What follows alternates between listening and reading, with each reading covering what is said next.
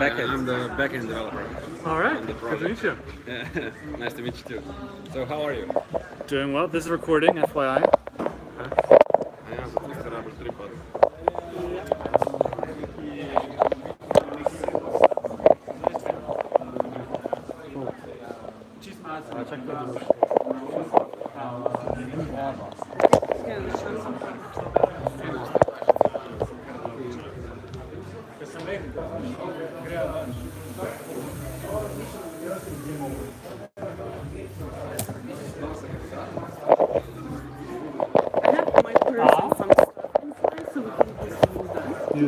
Ja stvarno skočim po ovom pomilcu,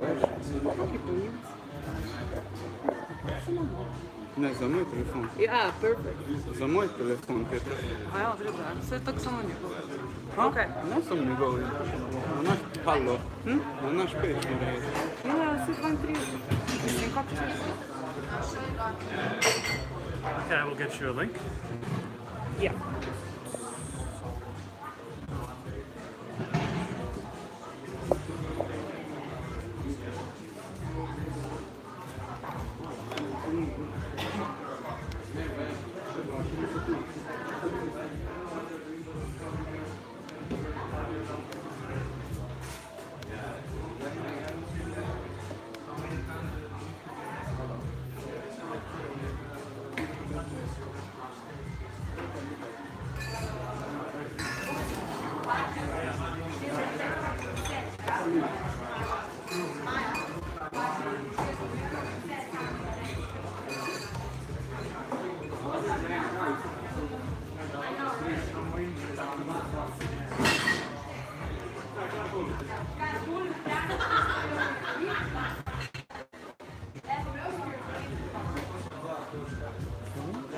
I have a link. I will send it to you via email. Yeah, send it to advance email because I will make video for this one. Yeah.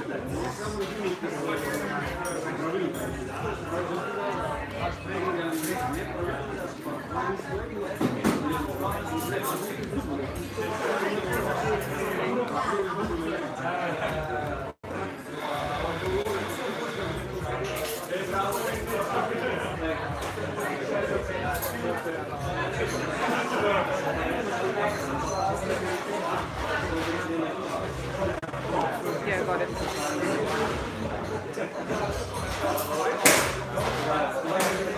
And I will market this very quickly.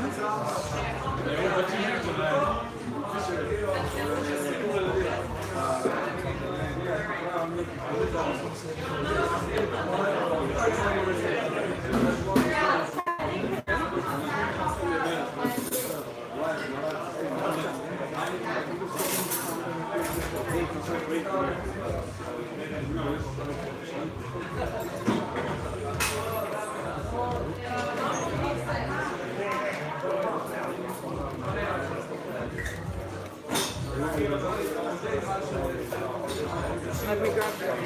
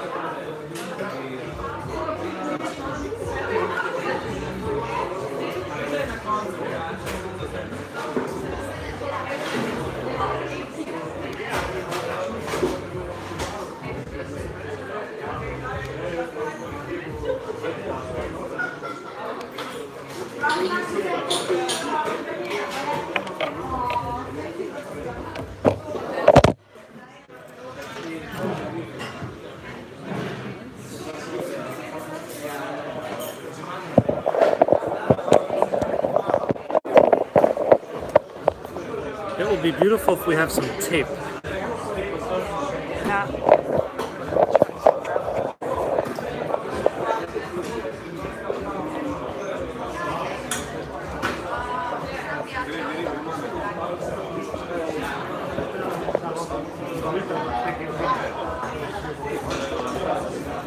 Vamos easy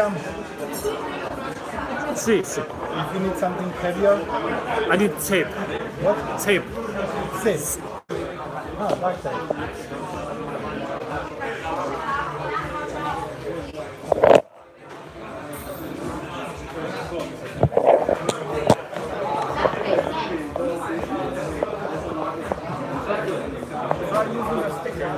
Stickers, exactly what I need.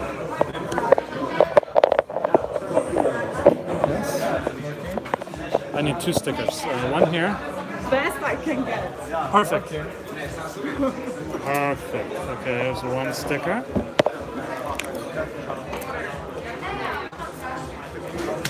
And then 1 sticker here.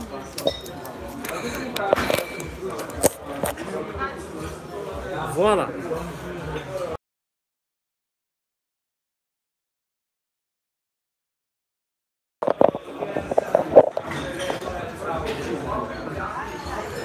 Do we have a schedule?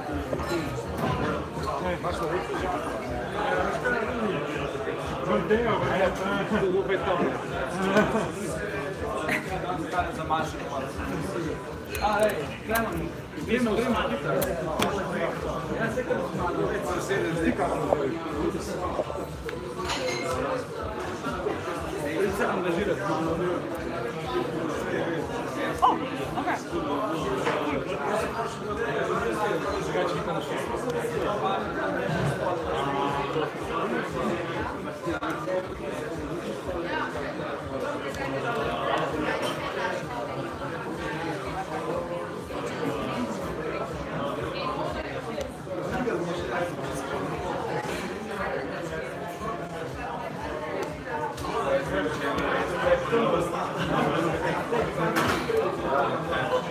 Ciao, ciao.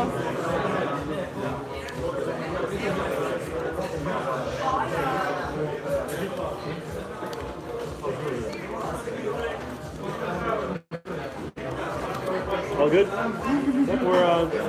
We've got the press office here.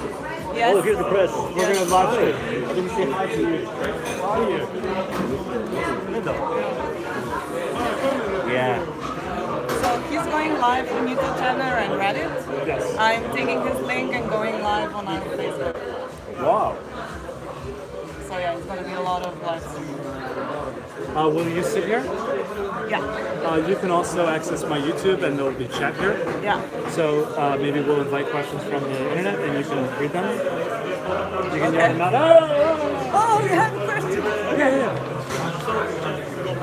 So when I'm done, I'll leave this up. Wow. Talk about the media center, right? Yep. We don't mess around. Okay, we're advertising on GitHub, Reddit, Gitter. They have like crazy karma on Reddit, I guess. I don't know. Probably not. Okay, here's Reddit. That's live. Gitter is live.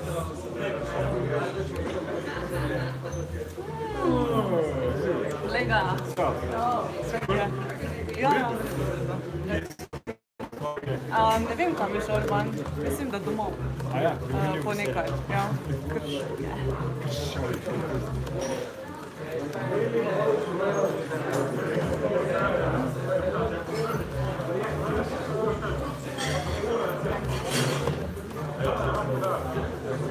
Will they offer you a t-shirt, one way one? Yes, I'm going to put that on All right. right away.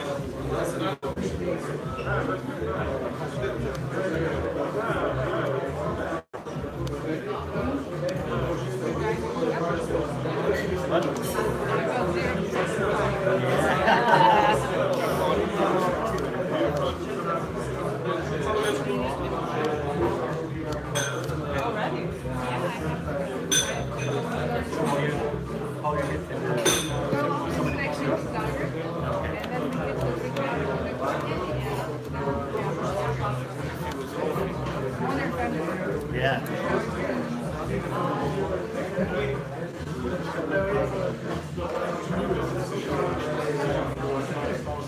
Where is Nick? Oh yeah, we dropped him off this hotel. He's taking the cat. Maybe later.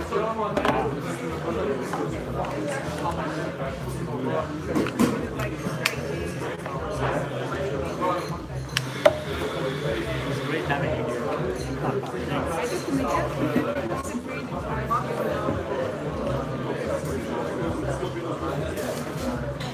have 5 people.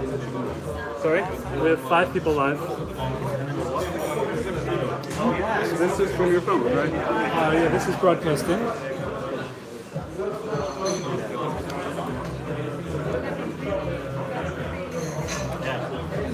No, it's a high level tripod. Does anybody have an iPad here? Not here. In their car? It'd be we can put a time here. There's a very nice app for the iPad that has that. We can use computer for that. Okay. I'm gonna be jumping around and screaming and done. No time left.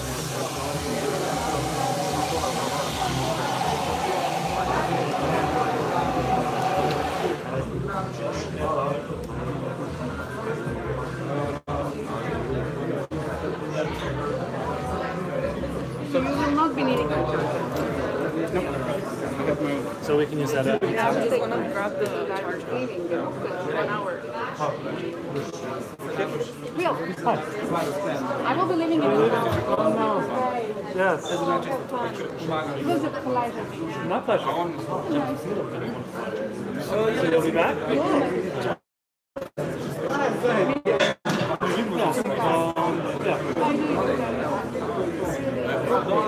Yeah. Feeling it, I was like, I'm not often. Yeah. Good. It's good and fun.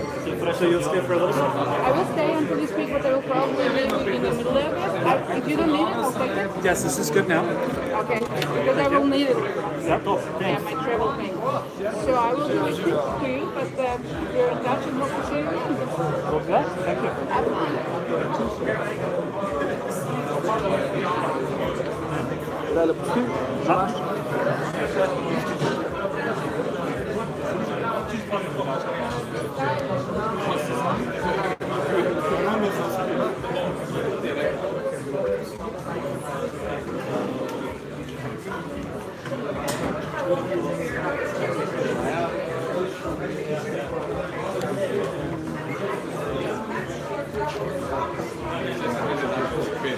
A tam czerwonika młody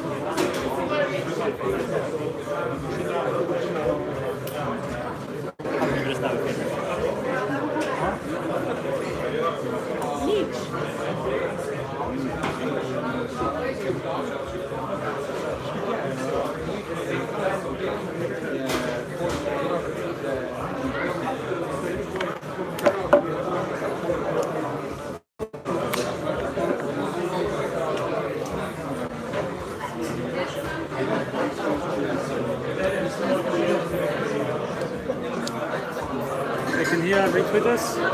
Sorry? Can I retweet this as him? That's good? Yeah.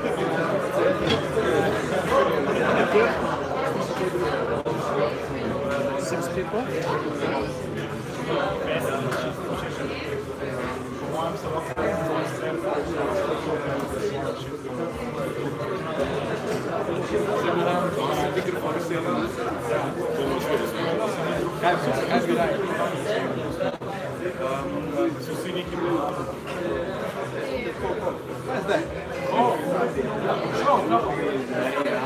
Koliko je zdaj? 200 tak? Ne, 103. Ali? Ja, ne znam kaj vas je počinilo. Very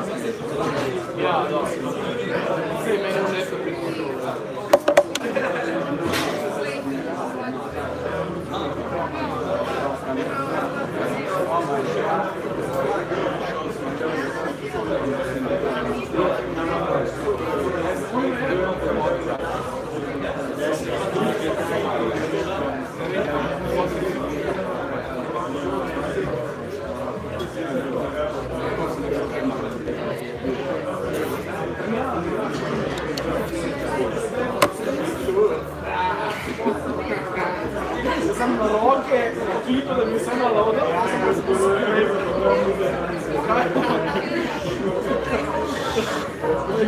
Čajna. Ne, jaz na knjige pa nisem. Mi smo posvetili vse.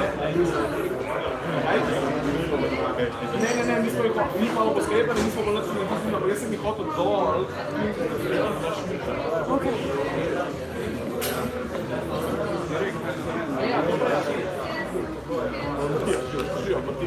A ti odprl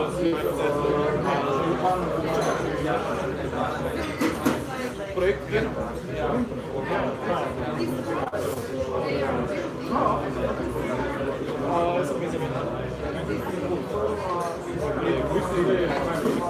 Niso pravi,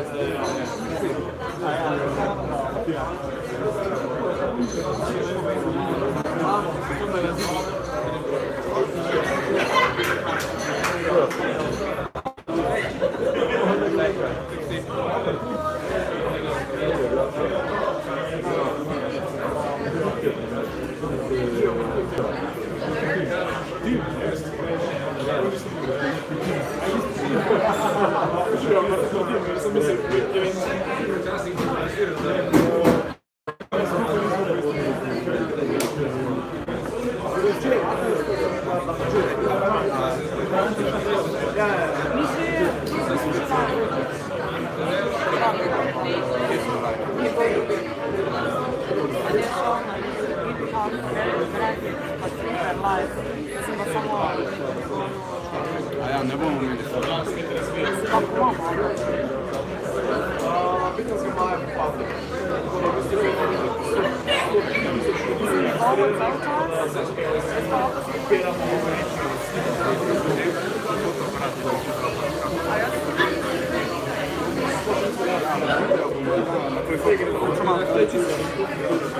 Mi smo produbili pa začeli razgovor te lipa.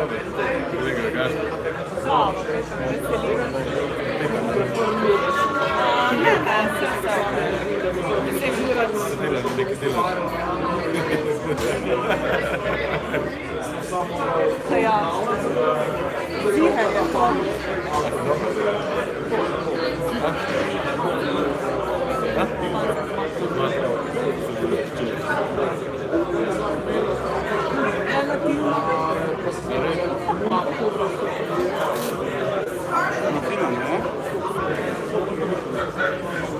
Ja zdaj boja, gremo prek njegovega YouTube-a ali prek našega.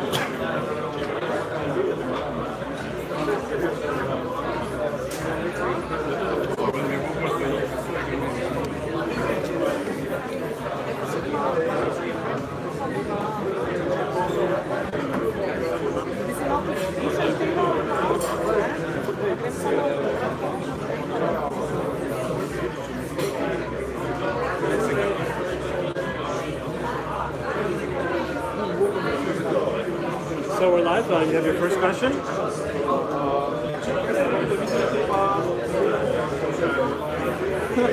don't know what you're going to say, but you should reply to everybody. Just for fun.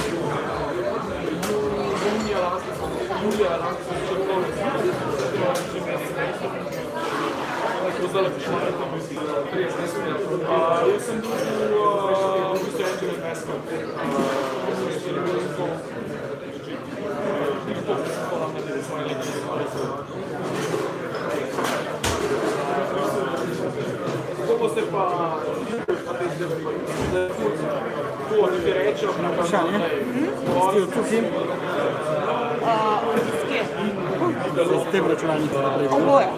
Lahko mizo spodaj malo podložiš, da bo linija ravna. Zdaj je malo kriva ta linija. Ne, samo moč telefon, ne boš pa. Okay. Če je horizont kriv, sam in papir tega 4x4 pa ga spodaj postavil. Polka se je začel. To dala stran. Je pa prišel horizont ravno.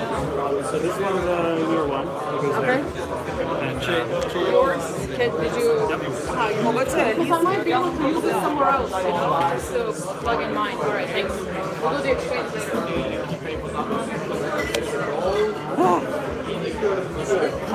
So we did too, are you okay?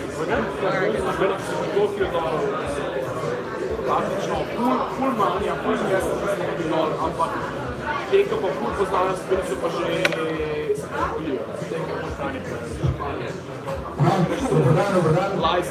Sam to da res poročil, da se bo malo zamaknil zaradi tega prometnega zamaška, da bomo začeli odpovedati. Tako da, če se je kdo ful želel še eno kavo, mi zdaj še čas 50 minut.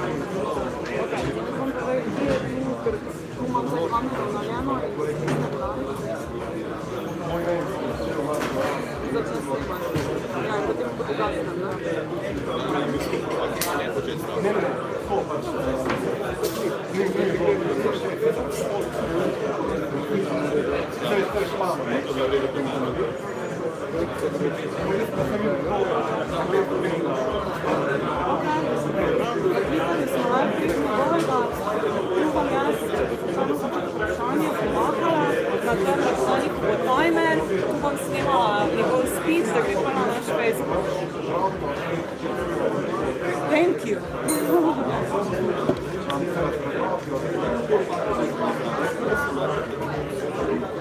Sviđa ga dan, što? Where have you been? Waiting to get into my hotel. Room. My view of the bus station. Yeah, He just didn't show up. I got on camera. This camera thing to see if it works.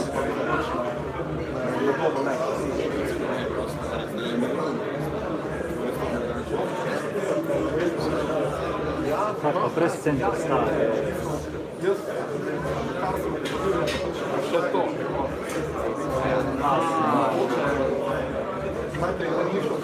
Live smo kar prek njegovega.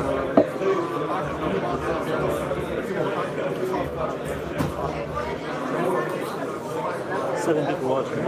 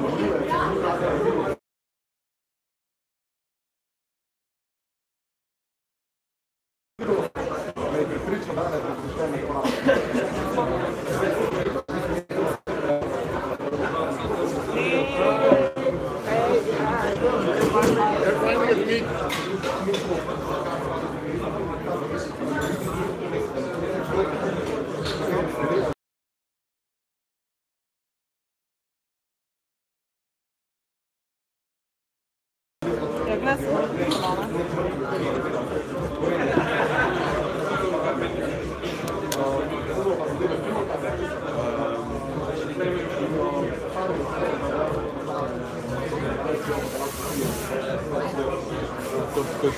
Intrik napišeš. Ja. Sem mi rekel, da ne pišem.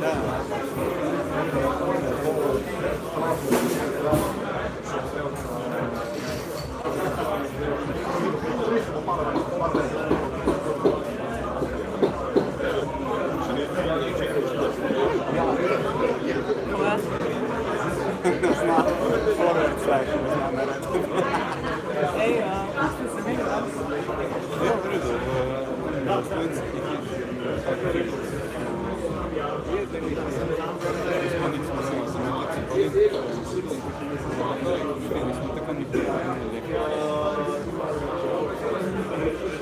Ja, v redu. No to, da se bavi čim. Ja, znam. Smo mi je tako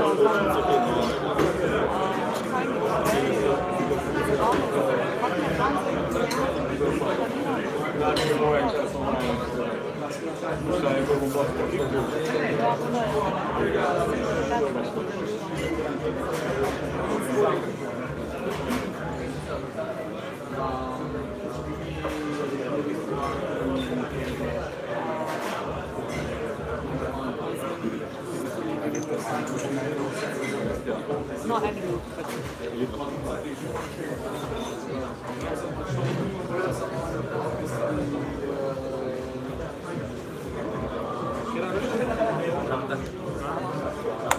Ne, zaista nastavljam. Ne, tu furturi. Ja, ovako malo je.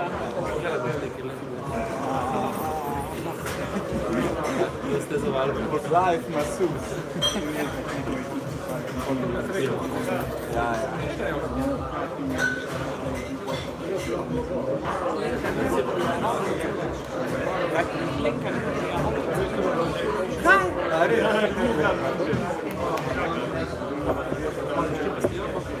Na njegovem telefonu. How's your day? Doing good. Yeah. Having fun still. Yeah? Cool. Let's take a picture of you. I mean, no, I mean it's on video because I'm gonna shoot a video of you as well. Sorry. Which one is that?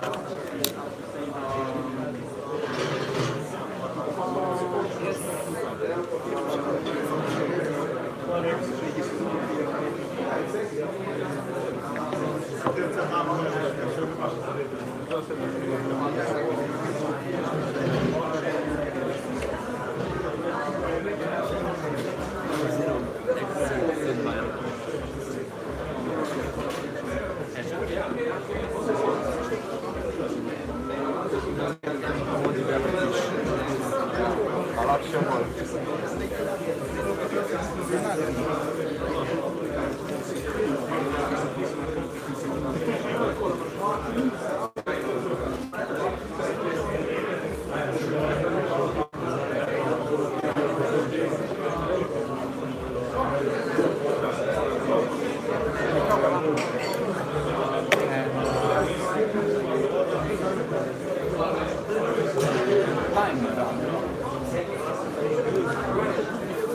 What was her name again? Retro. Do you know how to spell it? Yeah, T-E-R-T. No, you're not Jamaica. I'm not doing fantastic. Jamaica,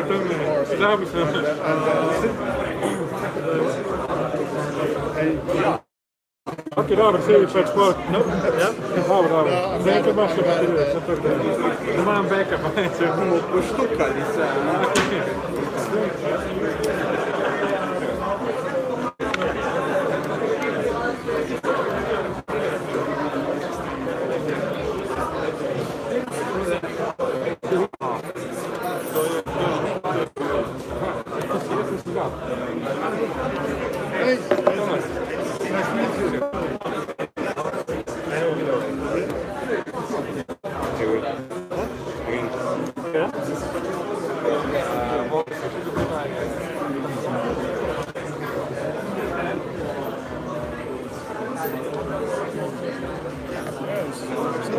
Who will be the MC? He's on the Bitcoin.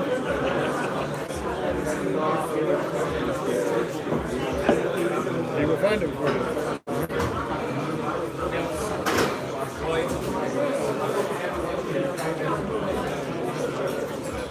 So it's difficult when you're trying out a friend's technology for the first time and it's not working.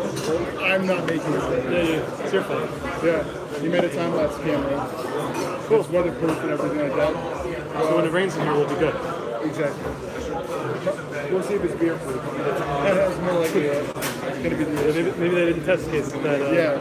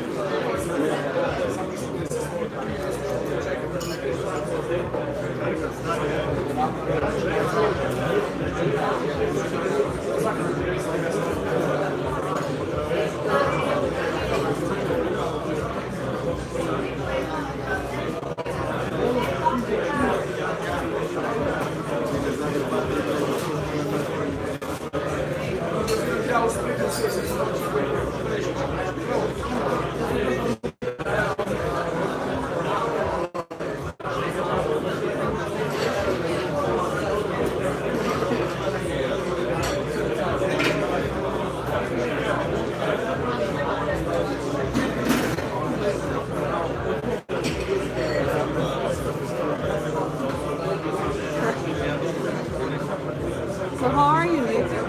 I'm good. What are you setting up here? This is a friend of mine. He created a time-lapse camera for everything like that. I've used it for this, and we can get some more video footage in different ways. And see if it works. But is it working? It is working now.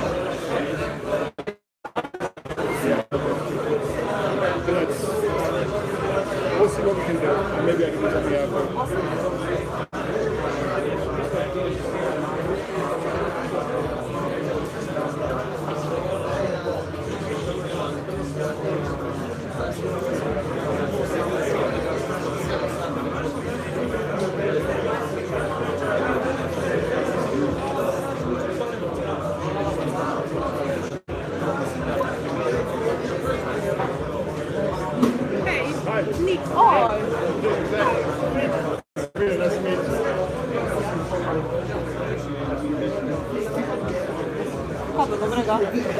That's not usually, I don't know.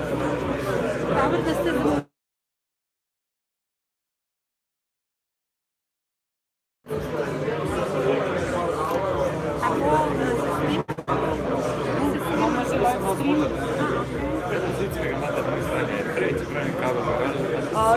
ja, frei, einfach frei. Ja,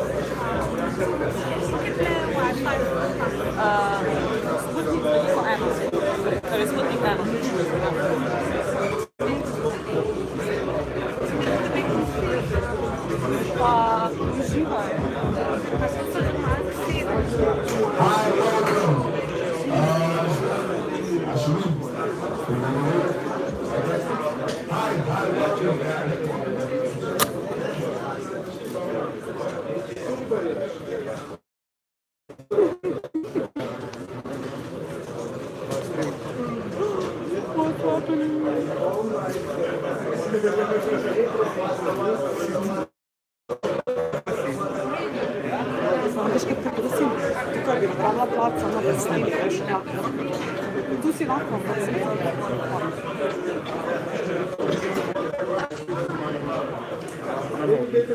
Welcome.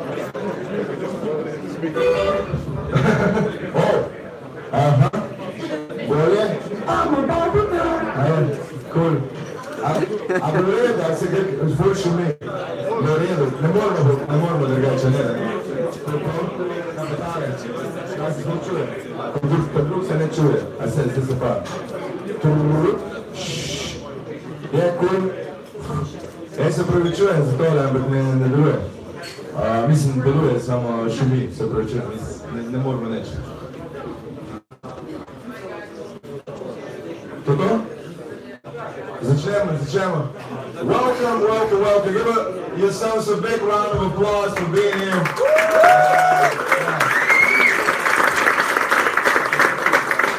Some technical difficulties, but you can't do nothing. So welcome to the Blockchain Association's 4th event this year. That deserves an applause. These guys made it happen for the 4th time. So a few quick rules. There's going to be a couple of speakers here. You have, after every speech, you have the option of 3 questions. I mean, all of you, just 3, under a minute. and you can ask further questions after the event when you guys meet. You're here to enjoy the company, meet new people, make new connections, make money, make love, whatever you want. All right? Nobody's stopping you. So we're gonna be quick because we're already late. I welcome to the stage for the opening remarks the guys that made this event happen, Mr. Rupnik and Mr. Treska. Here you go. Hello. Hi everyone. How everybody? I really like to see such a great number here. Each and every event is bigger, and I really love that. Thank you for coming. Today we'll be covering non-fungible tokens topics, and I'm really glad that we are having some domain experts here who will be sharing knowledge with you. So I hope you will enjoy the event, and I can't wait to meet you all in the gathering after the official program. And now it's in Slovenian because it's more connected to our association on the local level. So, ja, pozdravljeni vsi. Zdaj, ta teden je v bistvu minil zelo uspešno, rekel bi, da se je ena zelo velika stvar zgodila. Namreč v okviru združenja Blockchain smo odprli coworking in v coworkingu zdaj že deluje malo 12 kandidatov, posameznikov oziroma tudi par podjetij. In če je kdorkoli interesent, videli smo, da ste tudi pri prijavah že mnogi napisali, da vas to zanima, napište, zdaj imamo zaenkrat še kar nekaj mesta, ampak se hitro povem.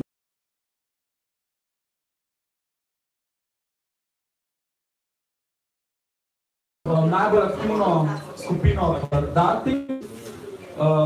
data scraping, mining in potem processing. Če kogarkoli zanima to področje, je vabim, da se pridruži. Hkrati pa se je zdaj tudi v bistvu za izobraževanje na področju kripto ustanovila naslednja delovna skupina in tudi, če koga zanima področje, vabim, da se pridruži. Zdaj, večina vas je tele že v Slacku, me zanima, je tle še kdo, ki ni v Slacku? No, vidim, da je interesantno, je kar nekaj. Drugače, pišete e-mail na hello@sbca.si. To je to. Zdaj pa mogoče še zadnja zadeva, katero bi povedal. Zelo smo veseli, da se, kakor je že Dejan povedal, ta community krepi. Trenutno nas je že 110 aktivnih članov in številka še vedno raste. Predvsem nam je všeč vaša zaangažiranost in skupaj verjamemo, da s povezovanjem, kot da imamo danes tukaj, bomo prišli na stopničko više, na tisto stopničko, s katero bomo ostali izgled in bodo se drugi po nas zgledovali, namesto da bomo tako kot ponavadi gledali v tujino samo pa rekli, ja, to mi bi tudi lahko tako naredili. Tako da, mislim, da to, še en aplavz za to zadevo. Zdaj pa skaj predam mikrofon naprej našemu povezovalcu, pa, ja, lepo se imejte. Thank you. Please give another round of applause for him. Well, the next key speaker is one you probably already all know. He's the creator of the ARC721 or non-fungible token standard, Mr. William Entrique. Here you go, sir.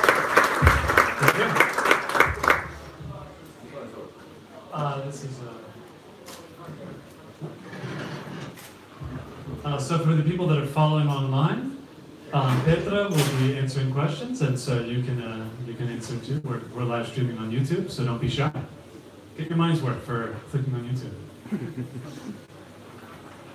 Well, while we're getting the TV set up, I just want to say thanks everyone for your interest. Maybe you're interested to do some speeches today or just drink a free beer, but it's all good.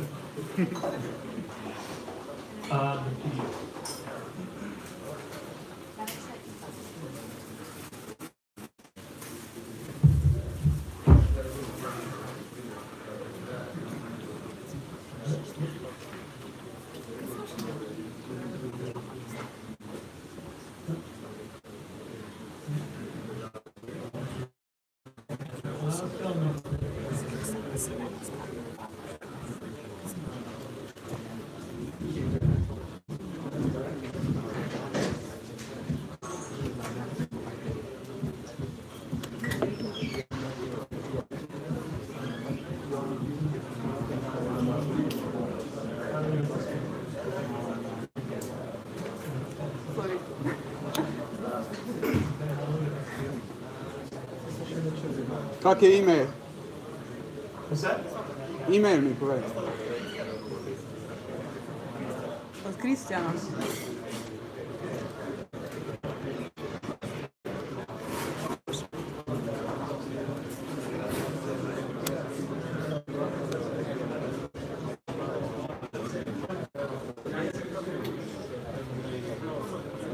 Will we fix it in 10 minutes?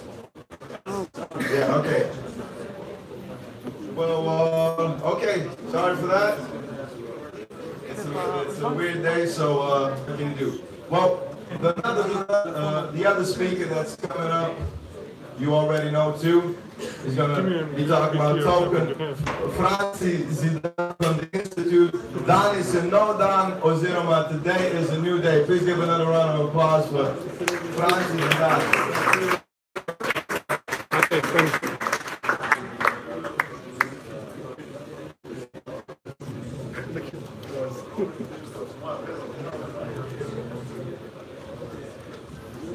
This is strange.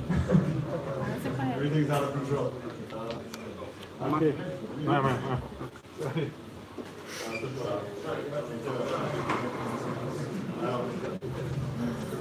Anyway, I can introduce myself quickly because nobody knows. I'm Franci, I'm the CEO of Proxima, founder of Nixlaw. I'm also a founding member of Alliance Not Down, an NGO that works in the field of kind of trying to improve democracy for everybody, trying to find new ways of engaging the people in a way that's appropriate for the 21st century, and obviously a blockchain is kind of a nice fit for something like that. So, I mean, my talk today basically is a lot less, let's say, practical and a bit more, I mean, there's a very concrete thing in the end, but, you know, throughout basically we'll be talking about kind of the state of blockchain, or the way I see it, or the way we in the NGO see it, or maybe what it's supposed to be and what it is today, what it can be, and so on. So, there it is. Or something? Okay. Yeah. Anyway, so that's about me. And now, when you think about blockchain, and when you think about how kind of the manifestation of what it, you know, what it is today, there's so many images floating around, and this is like one of them. And then you can go to the next slide. This is the other one, and then you can go to the next slide, and this is the next one. And now, if you go to the next slide, all of this means very little. And if you just replace all of these symbols with, and you know, it could be the same thing. So you saw the same picture basically when the internet was happening. It was connectivity, bringing, you know, us together. But blockchain is really not that much about reinventing chat or reinventing communication. It's a lot more about governance. So we can go on, please.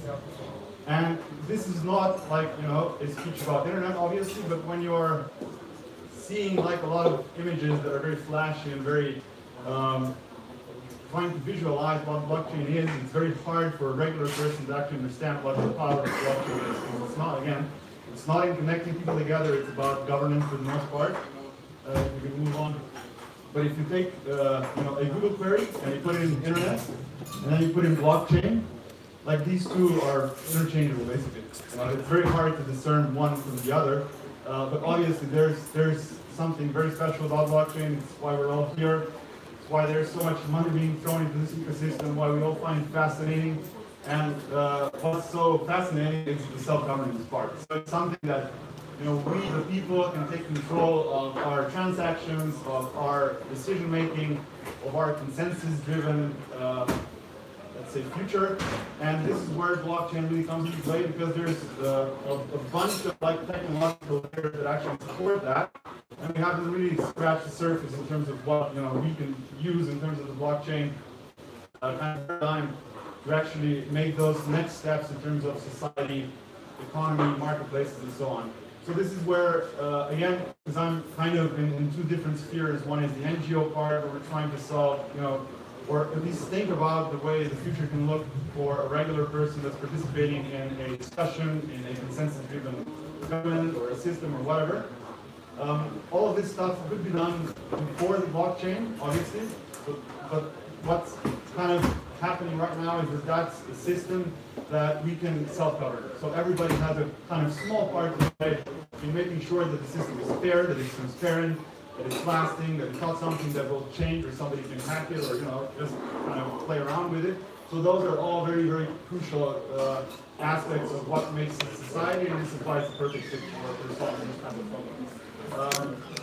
Yeah, and transparency is a major kind of advantage here. So there are a lot of different ways of looking at this specific aspect, but there's a lot of problems that come with transparency on the blockchain, and that's why a lot of products that need some kind of secrecy or some kind of privacy or let's say security in terms of data have issues in trying to deploy their products to the blockchain. And again, when it comes to making some kind of social order, this is a very, very nice fit for that.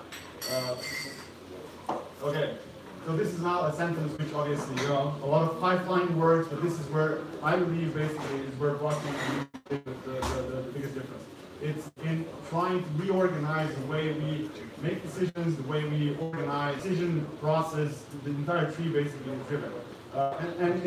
It's a very concept because in reality, the technology, is exactly that. So a bunch of trying to find the right solution and agreeing on the fact that this is the right solution, and then kind of assigning blocks to that, right? Or building blocks out of that. And we haven't, again, there are a lot of kind of approaches to that, but we haven't really tried to apply that to the way we organize ourselves.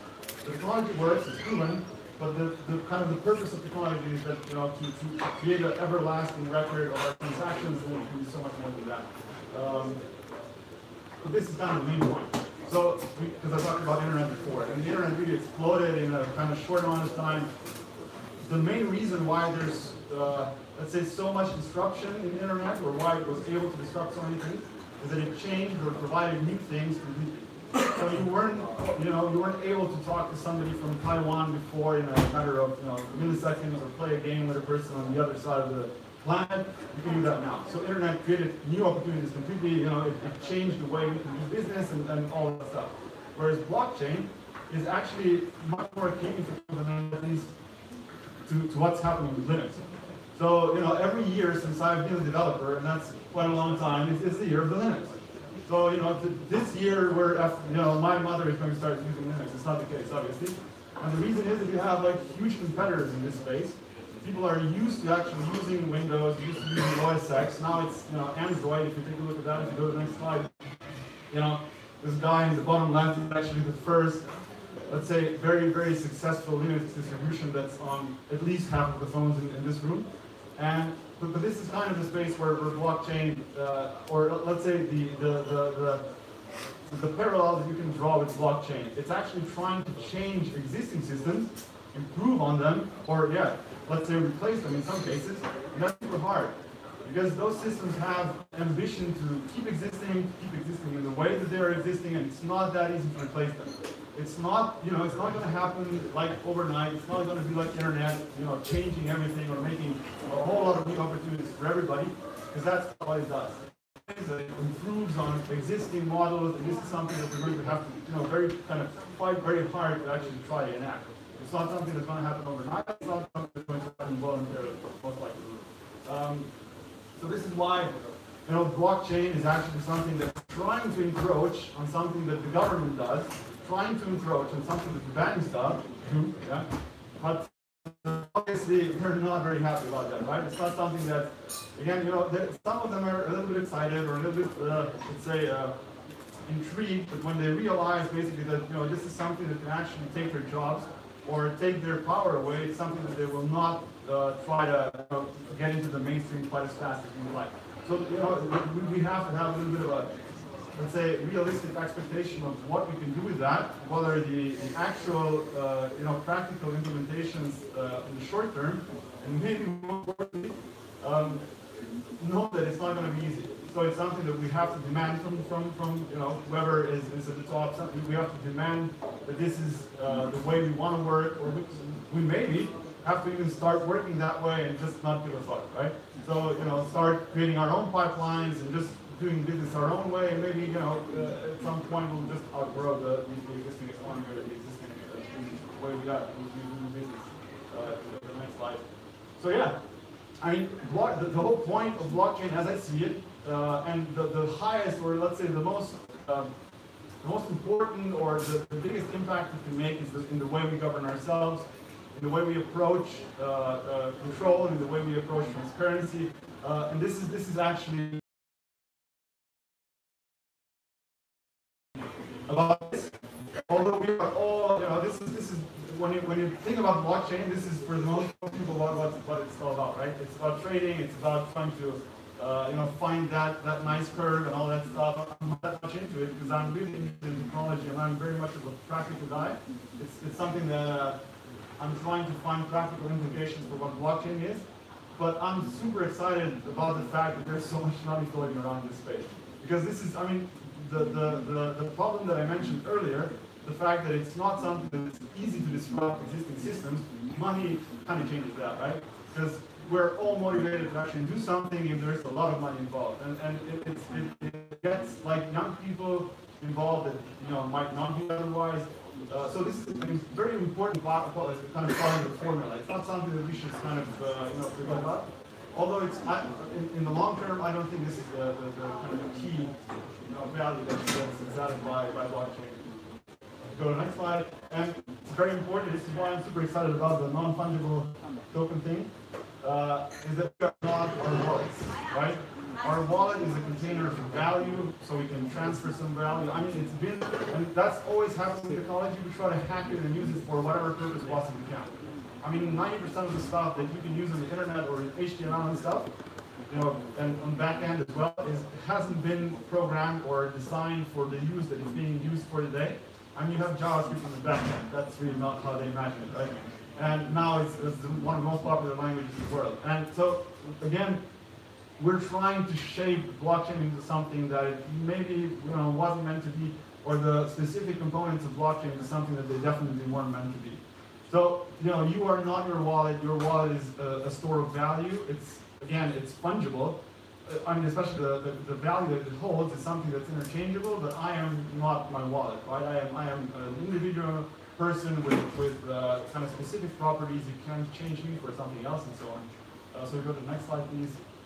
And for us to be able to interact in this, connected but distributed, decentralized, and ungoverned way, we need to have a way to define our identity online, or let's say on blockchain. We need to be able to define, our rights, our permissions, and so on. And that's what I see.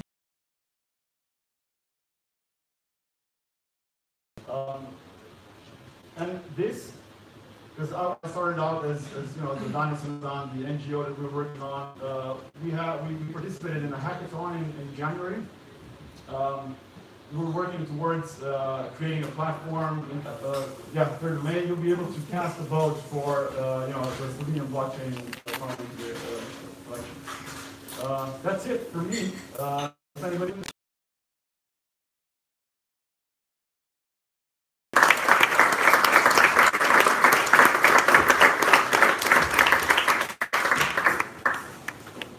Questions?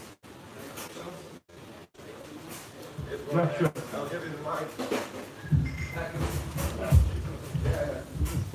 So are you just registering the votes in a smart contract, or some alternative like liquid democracy voting systems where I can assign my vote to my delegate that will kind of vote for me? That's not the problem we're tackling right now. This is one of the things that we have discussed.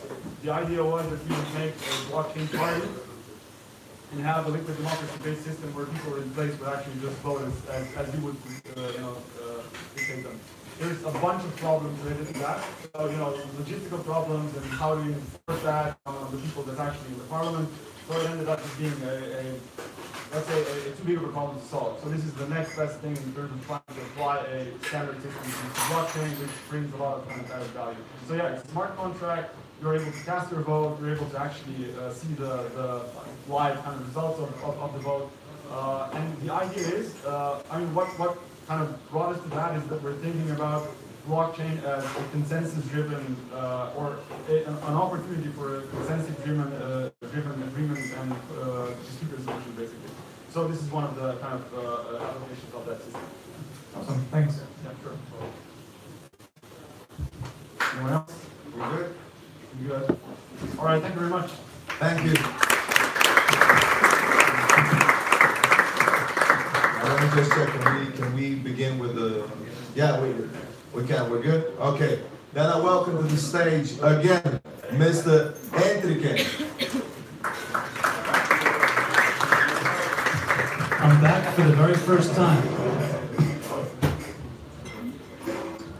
Francie, thanks so much. That was actually a better order. I like that better. We talked about blockchain, the networks, and now a very specific application. So today I will discuss ERC 721. I am the author of the standard. This standard was created starting January, and it was published in March, and it's been accepted. There are two token standards that have ever been created for Ethereum. Number one is ERC 20. This was passed in 2015. Number two is ERC 721, which just happened this year. Everybody's probably familiar with CryptoKitties, which is the first application of this, but there are many more applications. So I will discuss the goals and how this works and what it means for you. People in this room, who has digital money? Okay, that's good. Probably in something in this category. So these type of assets are fungible. So you have 2 of them, 3 of them, you have some quantity. These type of assets are unique. We'll get more into this. As of today, I gave this presentation last week. This number was 41 billion. Amazon was 56 billion. We just updated it a few minutes ago. So the ERC 20 market is the largest market for tokens. It's almost as large as the entire Ethereum market itself. It's on the scale of the entire Bitcoin market. And it just came out in 2015. This is pretty incredible. It's pretty fast. There's lots of different types of things that are running on there. And so we will take a look at how it works. You're probably familiar, but I will just run through it anyway. So the way ERC 20 works is a mint or a company or some entity will create tokens. They will give them to you for some type of value. Hopefully you're going to make a lot of money. So this is the ICO.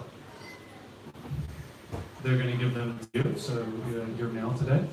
And you'll purchase them or you'll receive them, airdrop, something like that. And you'll get a bunch of them. And then you'll give some of them to somebody else who's the female here. And they'll have some of them and you won't. So you just, that's how that goes, man. So that's ERC 20. This is one picture. I hope it makes sense. This is very clear what's going on here. You've got a bunch of them and you have less of them. You count them. Maybe these represent voting. Maybe these represent some type of value. Maybe there's a governance aspect. There's something that you have a partial percentage of. The thing can grow. There can be just like stocks. So you can have some of the shares and there can be more shares. This concept is very familiar to humans because we use this for the stock market. We use this for money. Here's these aren't the largest. These aren't representative. I just randomly picked a few of them. I'm not involved with any of these projects. CoinMarketCap is a website that lists all the tokens and coins out there. So I just wanted to give you kind of a gist of what's out there. So 0x has a token. 0x is some company that's doing something, and you buy these tokens and that makes it work. So that's called a utility. It's kind of like you're paying a fee. Like you drive on the road, you pay a fee, and you get to the other side of the road. So, very glossy definition there. I'm keeping this high level if you didn't notice. Kanya. This is a token that's it's just like it's a currency. So you'll purchase Kanya tokens and you can trade them to somebody and they'll do stuff. Kind of like Fiverr or Upwork or Elance, that's a website disappeared. Same thing. This example here is basic attention token. This is it's kind of a network, so it's going to compete with online advertising. So you'll access a website, you'll be the publisher, and you'll be an advertiser. So the publisher will receive money for having the website, the advertiser will pay money, and you'll actually receive money for browsing the website. And they have some ecosystem set up. So this is a very money type of thing. You're going to put money in, you're going to get money out, we're going to share the money. It's a pretty basic concept. And EOS is some crazy project that people are working on, and the tokens mean nothing. So you might get a piece of the action, you might not. It actually says right on there you won't get anything. So that's also a type of token. And this was 6 billion last week as well. So so these are some of the concepts that are working. I hope this gives you an idea of how broad this market is and how this works. Because I'm going to shake it up. So ERC 721. It started with CryptoKitties. This market, you might ask me, well, how large is the market? Well, that's a very interesting question, because a minute ago I just told you this $70 billion for ERC 20. But how can we calculate the value of ERC 721? The answer is you can never calculate the value of individual assets. So let me ask you, what is the value of all the real estate in Ljubljana? Does anybody know? It's unknowable. It's not possible. So I want to explain this because this is important. Do you own a house? Anybody own a house here? Okay. Do you pay taxes on that? And do you ever tell them how much your house is worth? I'm sorry, I'm not familiar here, but the amount of tax you pay, is that based on the value of your house? Right. So do you tell them what it's really worth? We don't know. You could over-report, you could under-report. This type of real-world problem exists on the blockchain. I'll be the first to tell you that the blockchain does not magically solve anything. Most people that want to use the blockchain don't need it. So, when we talk about houses, the value of your house is actually never known. It's not known officially. I mean, you might think you know, but you don't know until you sell it. And if you do sell it, or you rent it. These are the types of things you can do. But actually, from a third party, they'll never know the price, because I'd like to buy your house. And wait, did you raise your hand? Yeah. So you have a house, and you're going to pay tax when I buy it. Next, I'll buy your house, and maybe it's worth $1 million, but I'll pay you $100,000, and I'll give you $900 in cash. Well, so we just reduced the tax value. So these are the type of issues we're going to see. I'll continue, but I can tell you this: as of almost a month ago, 3 companies per day are launching on ERC 721. This is according to OpenSea, which is a marketplace where you can sell these assets. All kinds of things are trading and they're for sale. And 3 whole new categories are opening up there. This is probably double by now, but I want to give you the authoritative figure. And just for these stupid-looking cats, they're not even cats, they're pictures of cats. So the pictures of cats so far, the primary market is now $24 million. And again, might be dated. That does not include the secondary market. So there's a lot of value here. This is just one project. They're just pictures of cats. I'll give you some other applications that are worth much more than that. But this shows you that this concept that I'm showing you really does have value, and it really is in use so quickly after being introduced. Here are some of the things that are being used today. So the CryptoKitties, I forget which one this is. This is a number 1 or number 18 or something. This is CryptoFighters. This is an exact clone. We just took the idea and changed the picture, which is a great way to make money in this world. This house, so in the United States, where I'm from Philadelphia, hello.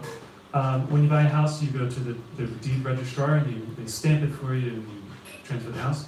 One of the houses was exchanged using the blockchain.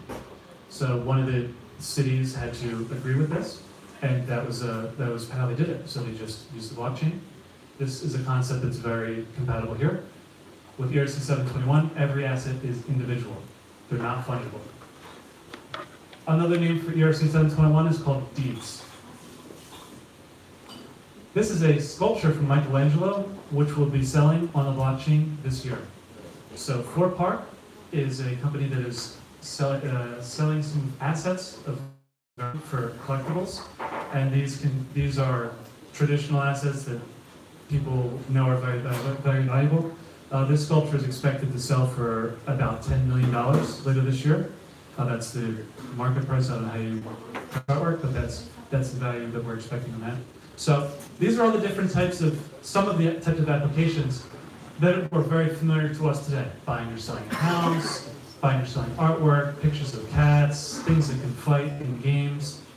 All of these are huge industries that are getting involved. And I'm not just giving you contrived examples. All of these are launching this year. And again, we'll never know the entire value, but 3 companies per day. I want to explain specifically how this type of transaction will work, because this is the first time that you can take a blockchain asset and purchase and exchange a real-world asset. So I want to make sure it's very clear. And there's a law here that applies. Your ownership of an asset on a ledger, blockchain and otherwise, is only as good as your trust that has physical possession of the asset. This law applies for thousands, 10,000 years ago. That does not change. That applies to paper ledgers or crypto ledgers. So here's the sculpture. So maybe you just purchased it for 10, maybe $11 million because it's been hyped and you've sold it to somebody else. And so all you have is this token, so, or deed or whatever, and you want to exchange this. So you can trade it to somebody else. This is a private transaction. The government, the third party who cares, who has smart contract to hide the price that you've paid. They say, oh, I'll pay you €1, but at the same time they pay other euros. So again, we'll never know this price of this transaction. Then when that happens, what you're going to do is you're going to redeem this. So this is the redemption. In order for this to work, everybody must trust the physical holder of the asset. Now that's crazy. Why would I trust the person who's randomly on the blockchain? We do this today. This is called Christie's. Christie's an art house in New York and all over the world, and we trust them. They accept bids over the phone. So if you're in Dubai and you want to purchase a Michelangelo painting, you call them up, you put your bid in for $11 million, and you go pick it up in New York. You probably sent somebody. The same exact process here. If Christie's tells you on their website, we're going to accept this token and give you this sculpture, that's worth $1 million. So that's the type of thing that's happening here. When you have buying from real-world players, you can trade tokens for real things. Every time that you see 721 involved, you're either going to see a digital asset, which it's very easy to verify who has it, or you're going to see a physical asset from a brand you already trust. If I'm selling you a sculpture of Michelangelo, do not buy it, because I don't have any. I might be a nice guy, you might like me, but I don't have any of these. If Christie's is selling it, buy it. That's how you get sculptures, is you go to Christie's. And you want to know it's the right Christie's. Don't be like myetherwarrant.com. It's going to be coming out with an application. You'll hear more about that later. But you're going to have to still trust the application. They're going to have to be on board. So this is one application for the future. You're going to see other types of things. I got a couple notes here. What else do we have? Houses, supply chain, tracking things. Some types of applications like artwork require provenance. So they want to track where the thing came from, who touched it, when they touched it, did they lose the chain of custody? This is a very important application. Blockchain is very well situated for this. So when you're purchasing something, you can see who touched it, when, or whatever. But that does not remove trust.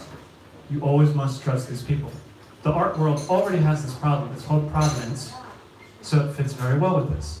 When provenance, they have multiple authentication authorities. And I'm kind of being a nerd here in the art world, but you're going to see more about that coming up this year, I promise. Other people have the same problem. For example, supply chain management. The United States Food and Drug Administration is currently working on this problem using 721. What they want to do is they want to track all the pills, all the bottles, and they can't do it with their existing system. I don't know if this is going to be the right solution for them, but they're going to be inspired by this type of approach that we have. That we're tracking things, we have transparency, immutability, and we're going to see if we can get that working with our drug system. The United States has the most strict rules for drugs, so anything that they apply will be rolling out worldwide. They'll just immediately adopt it. So that's going to be a very interesting application. So I hope you got your money's worth. The bar's in the back. Please, questions? Well, We have one. so And online. yeah, we've got one online. I'm All In is asking one question. I always come back to when thinking about linking digital assets to physical assets. If we have to trust Christie's auction house, why don't we just store the deeds on their servers? We already have to trust them that the ERC 721 token will be redeemable for the item. Why not trust their servers? Yep. So, a non-blockchain approach would be to have a centralized server. Why not? And you can put all the things on their server. Here's the problem. Well, it's not a problem. That is a perfectly good solution, and I'll be the first to admit it. You can have a website today, and you can have them bid on it. Okay, here's the problem. Every bid has to go through Christie's. So maybe Christie's prefers this approach, the redeem. Yeah, that's good. Back one. Back to there. So Christie's might have, sorry, back one more.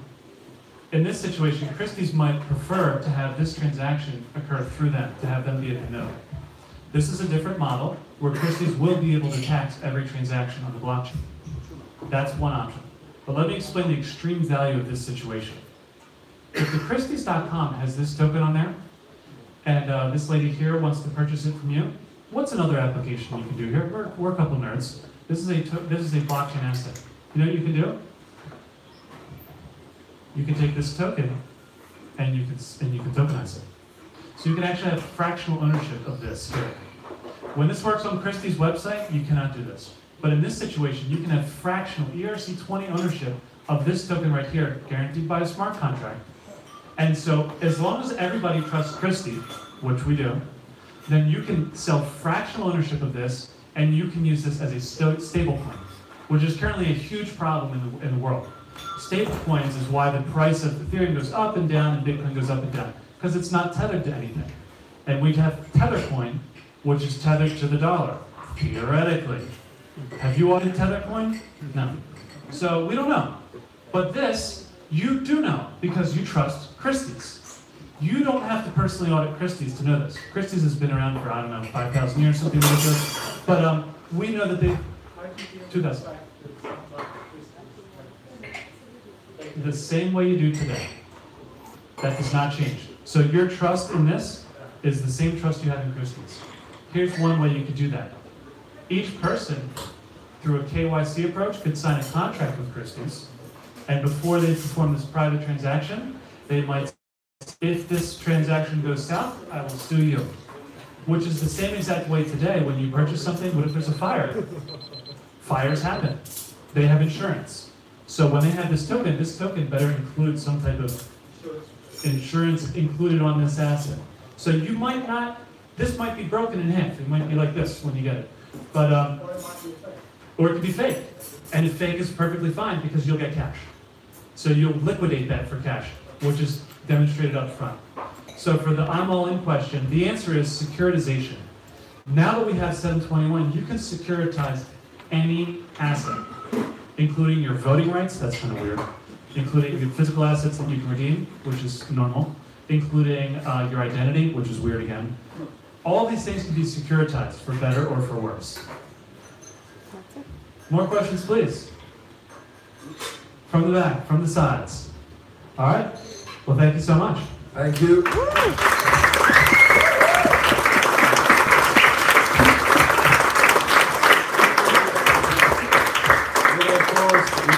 Ask more questions afterwards at 8:30.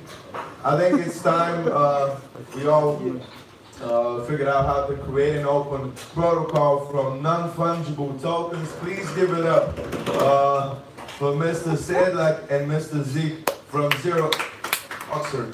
Did I say it? No. Accident. Yeah, I'm sorry.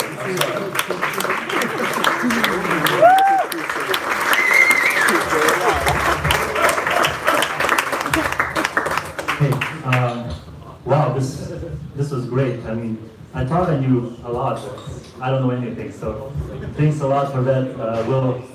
I'll be very short today. I think I'll given that we're a technological solution, I'll give the word to Christian.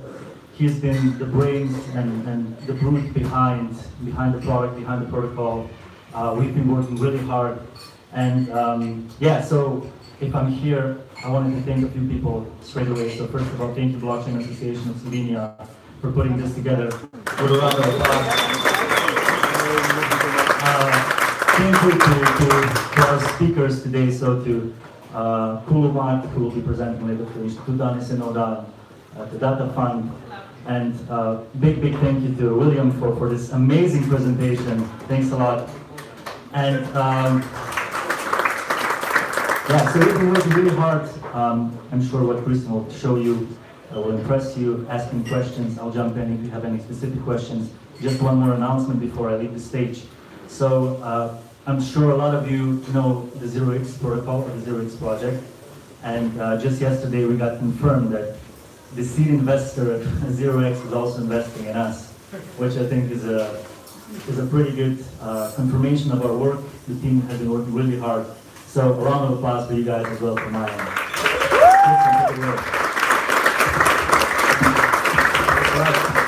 Hey everyone. So I really feel that this year could be the year of non-fungible tokens, and I agree that everything started with CryptoKitties. Now we had this non-fungible stuff before CryptoKitties, but I guess we didn't have a good use case. So and we didn't know that it's called non-fungible. So a few months ago we started working on an open source protocol that will hide all the complexity of the blockchain and will simply allow application developers to build decentralized applications, and they will be able to easily integrate non-fungibility into their apps. Most of the developers today are, let's say, application oriented. This means they do apps, right? And that's completely fine. But when you work on top of blockchain, so let's say you have a decentralized application, you need also these other kind of developers. They usually work on, let's say, low-level stuff. And you have first issue. Now this is that it's extremely hard to find these guys.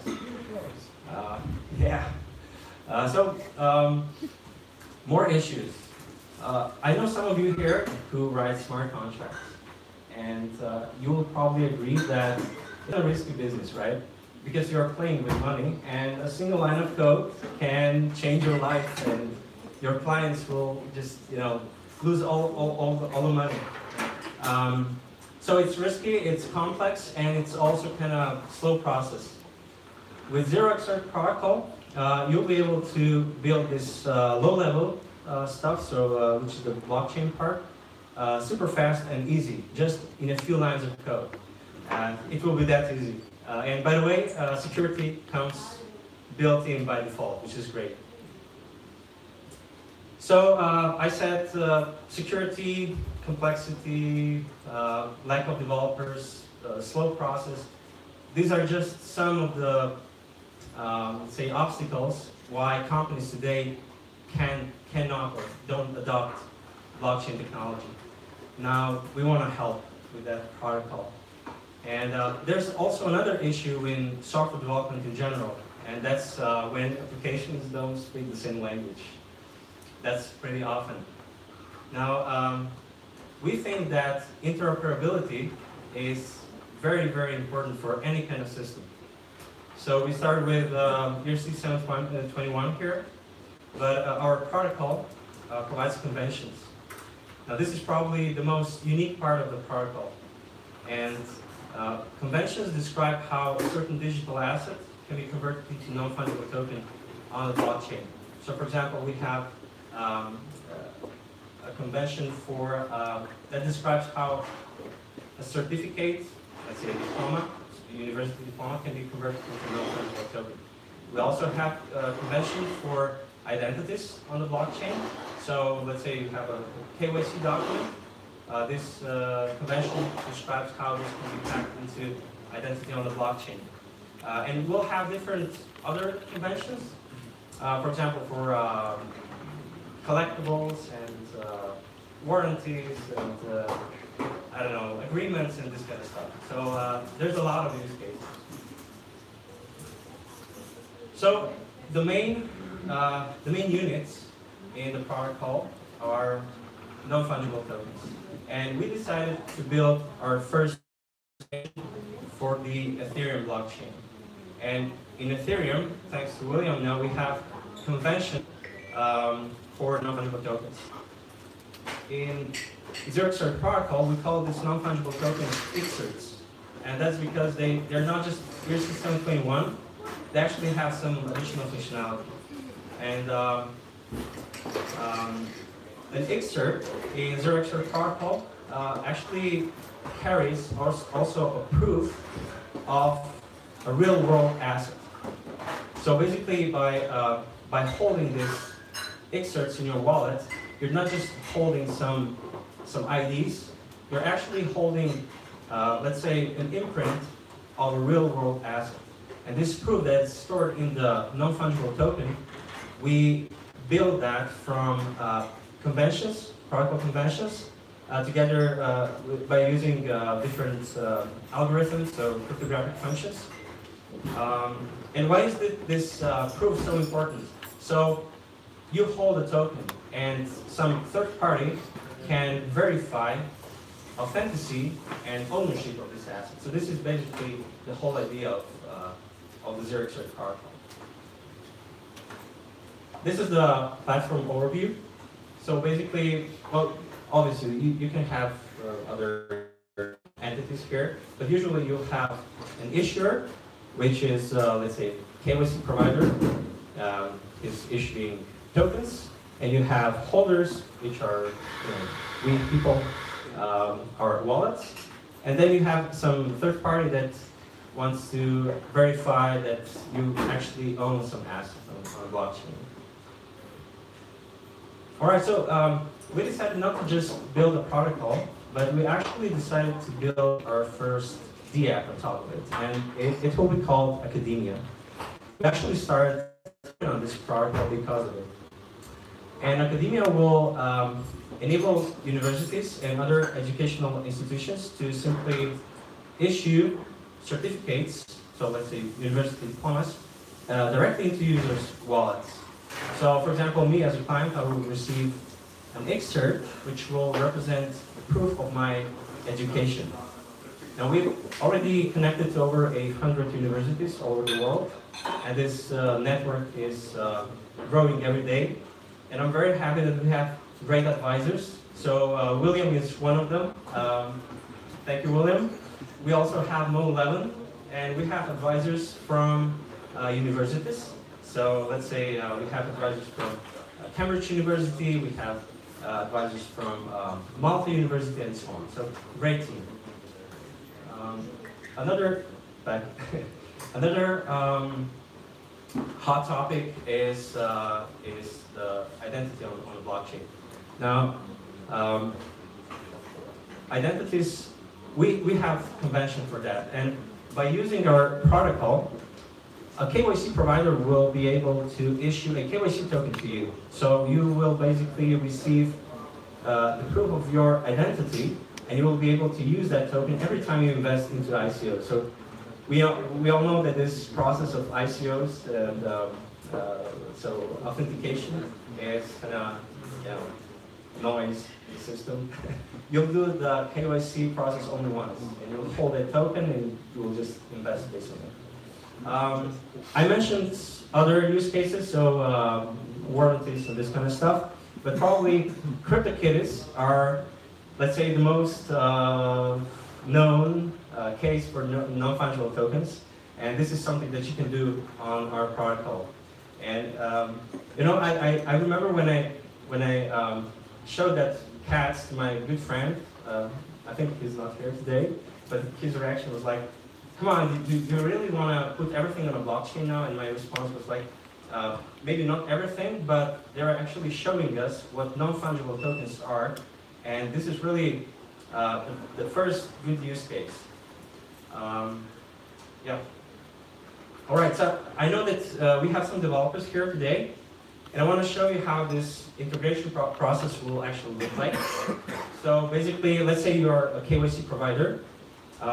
You will start by initializing the builder, you will specify some properties, let's say your name and symbol like we have in ERC20, some configuration, and then you will just deploy this to the network. Simple as that. You just became an issuer. Super simple.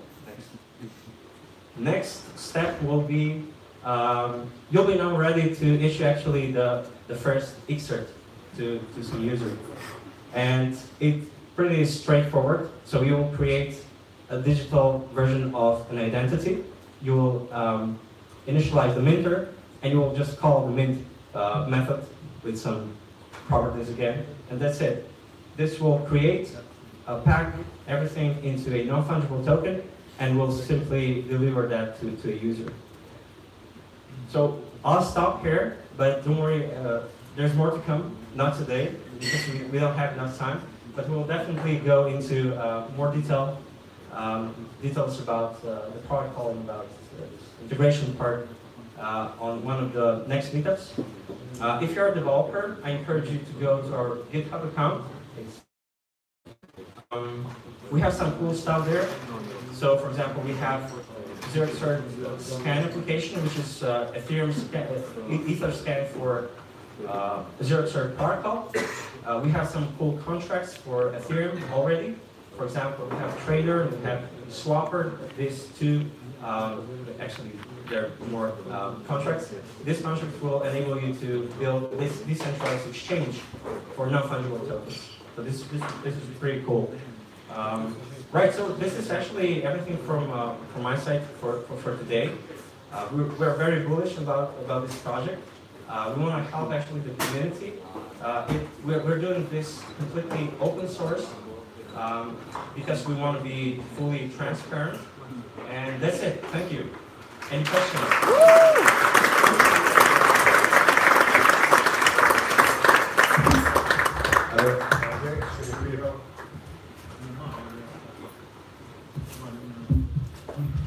Do you have any way of handling the issuer gets compromised somehow? So they maybe issue invalid certificates, or maybe they have to change their private key or something like that. Did you think about that? Yeah, sure.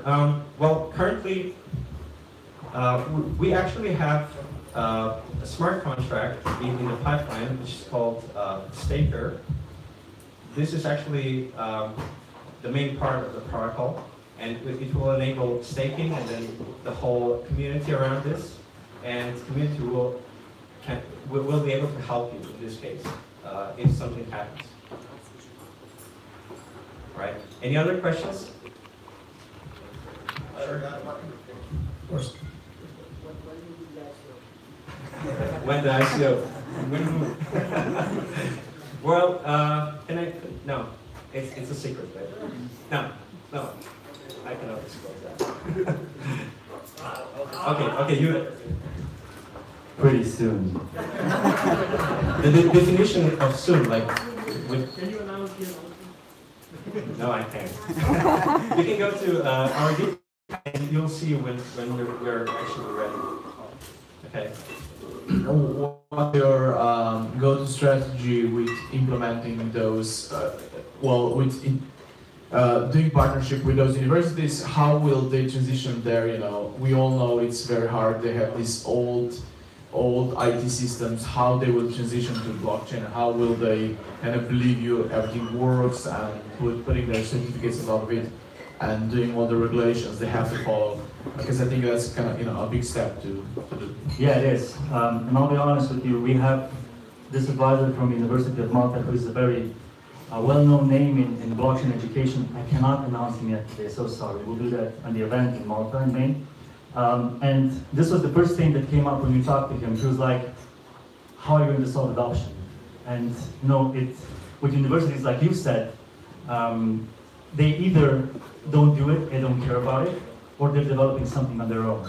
So, thanks to the blockchain, being able to have our tokens on this, we came up with an idea that kind of solved it based on, we've had a lot of good response based on that. What we're doing right now is we're rewarding the issuers with this academia project. So if Stanford issues a degree to you, and down the road in 2 to 5 years' time, you get the degree verified, the verifying body will still have to pay a small fee, just like it does today, right? And that small fee, part of that small fee goes back to the original issuer. So if you can imagine, what we're creating is a completely new revenue stream for universities, for these original issuers. And like Christian said, we have had, we're working with a lot of registrars' offices. The first response is usually, no, we don't care. But once you bring money on the table, people tend to change their mind. And I also think, the community of blockchain and the whole blockchain idea is really strong, and it kind of helps us to move them in the right direction. In terms of legal stuff, there's something specific that we just realized recently, is that apart from all the other IT solutions, what we're doing is we're issuing, so it's not us, but the university is issuing the certificate directly into the user's wallet, which is kind of the same transaction as you would go to the registrar and they'll hand you the diploma. So we've kind of bypassed a lot of jurisdictional issues. We're planning to do a lot of things in India, in China. We're still exploring that market, but based in Europe, we have pretty much the legal stuff covered. So it will be a rocky road, but we're looking forward to it. We want to bring the standard to the right people. I think it's a great cause. And Katya has done a lot of great job with this. So give it up for her. She's got a better partnership. Thanks, man. Okay, so here. Yeah, I'm here. How will you utilize your token?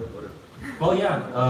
Well, the first that's a common question actually. Yeah, sure it is. No, the main usage will be definitely for for governance and for staking. So that's why we also have this staker contract in the pipeline. Basically, we want to build really a strong community, and by having your own token, we can also secure our open source community. You can have third party which can damage something. You're welcome. Okay, thank you. You can ask more questions now, because we're about to have a break, but before we have a break, I'd like to thank our partners, Kulamat, Data Fund, and 0xcert. Did I say it correctly now? Yeah. Okay. Enjoy yourselves. You got 15 minutes.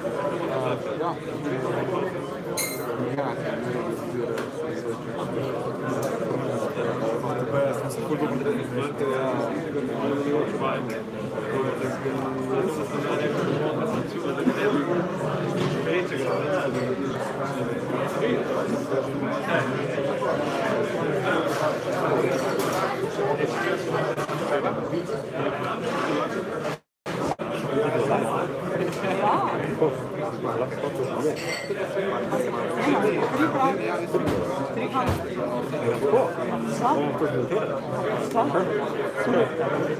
are you? Good, good. Great. We do this, remote only, so we don't have a chance to actually It is chat. the oddest thing to walk around and people like, why don't you guys know each other?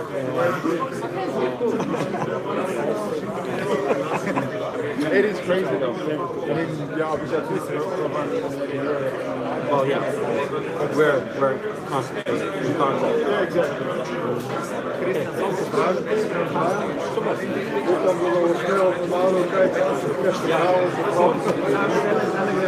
Realistično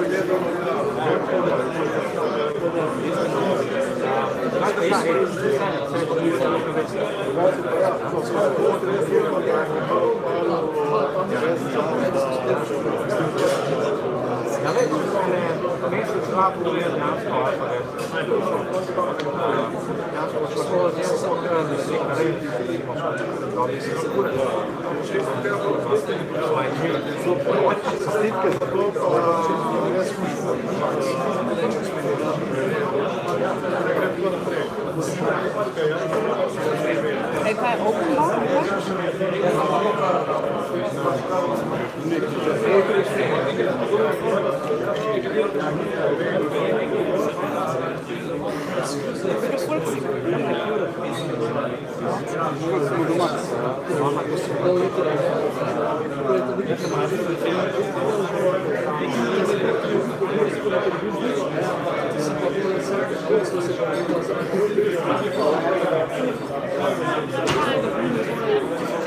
A bi dali kaj nas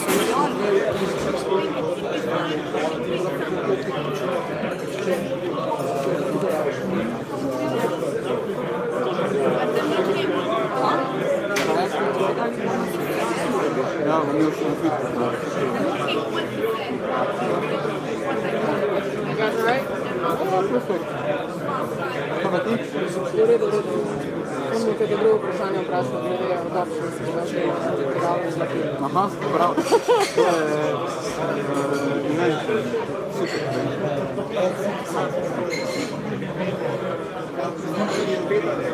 Anyway.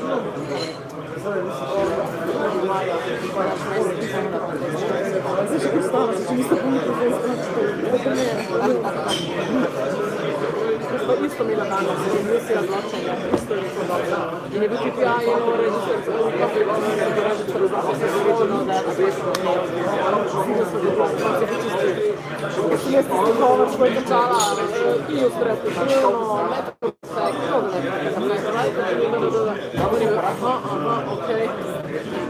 tak je rad.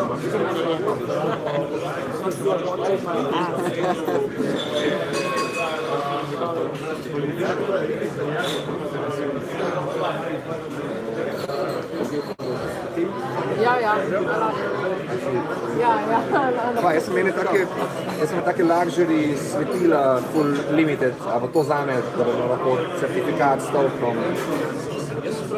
Ja.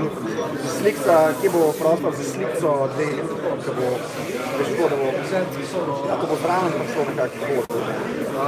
To je čist front-end zadeva. Mislim, kar se v backendu dogaja, pa na blockchainu si možeš predstavljati tak način, da ti si dejansko nekega tokena, ki dejansko nosi informacije ali pa dokaz v tem, da si te družbo resnici.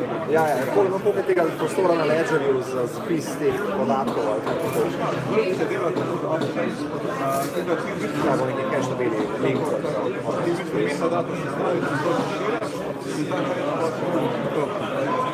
In v bistvu na drugi strani pa imaš matematiko narejeno preverjanje. Ja, ne, se sem skužil, kaj to je, sem tako me zanimal, če pa je to res smisel. In da bo to lahko uporabil? Lahko bi jaz tesni vaš use case, da bo te noči ga lahko videl, da bi PR.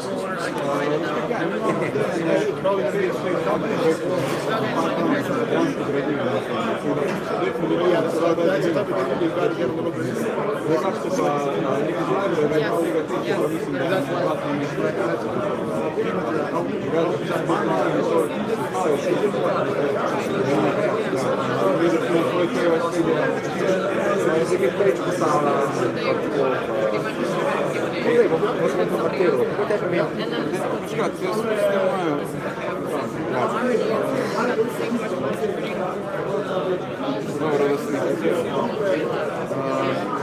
Drugače pa če se na Telegramu našem nasiš imen, Тук мързим Телеграм, да се канал, да он стои.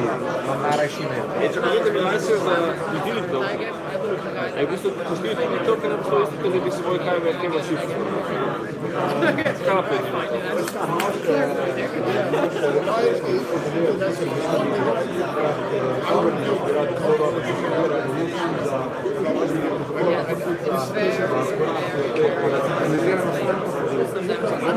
Parallelo, ne delam ga vse.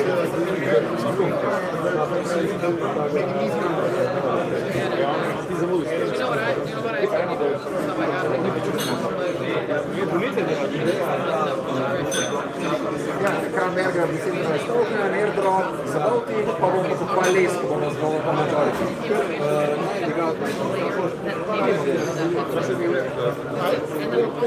No, da je že en let stari, podobno. Jaz sem Marko, jaz sem zaslužil vse stvari.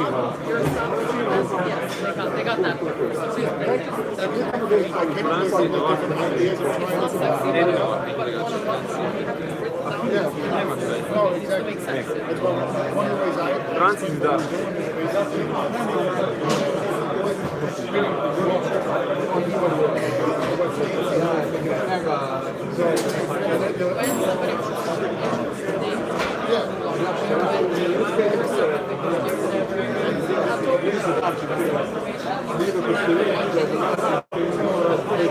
Jaz sem hotel danes malo počekati, veš, da pa vsako žensko mi lahko otroke ne, da pa mi že gre, da mi smo služine.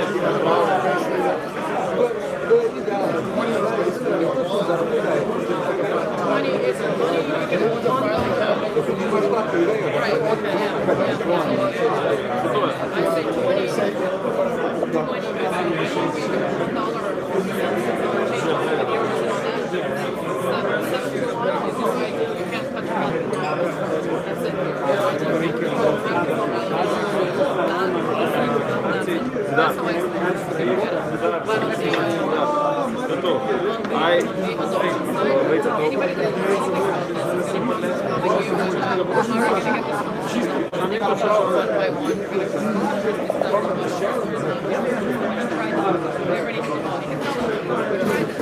Zakaj je to? Token, on bo ico naredil za to.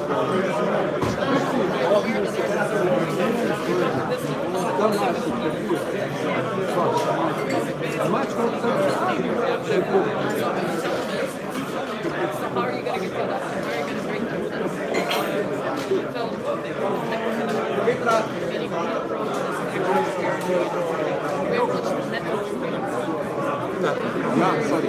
Dej, veš kaj, kar mi napišite se.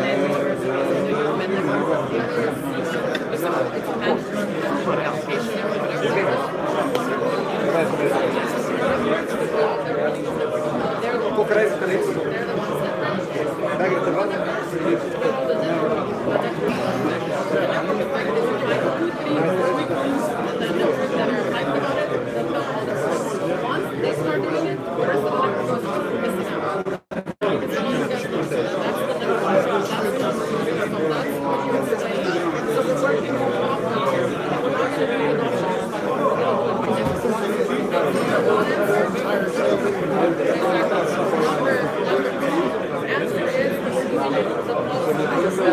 Micro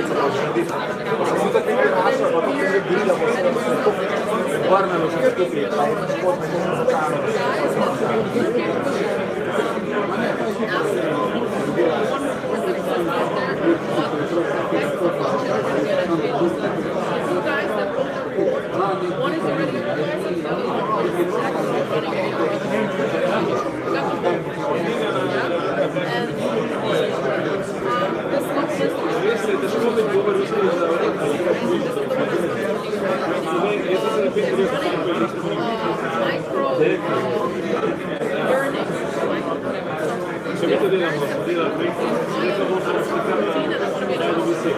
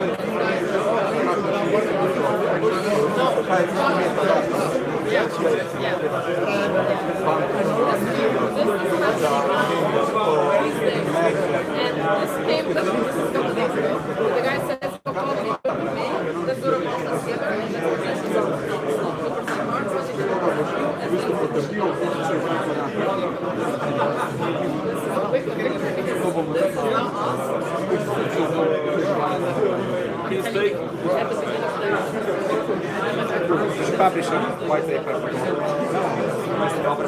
Grem tja do fanta. Sorry, ker sem.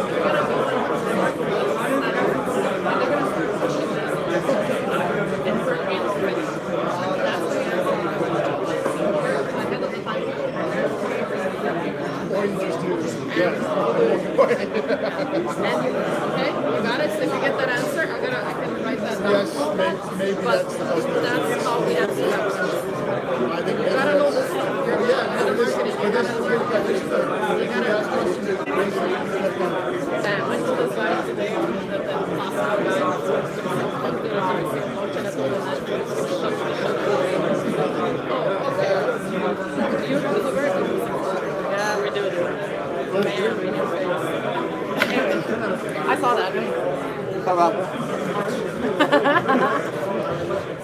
Kak je bil live stream? Ta je upisal. Wi-Fi, da gre pa prek 4G in vse.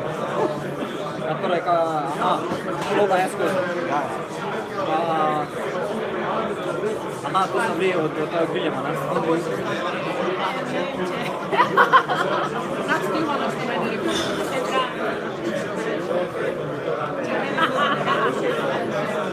Bob is just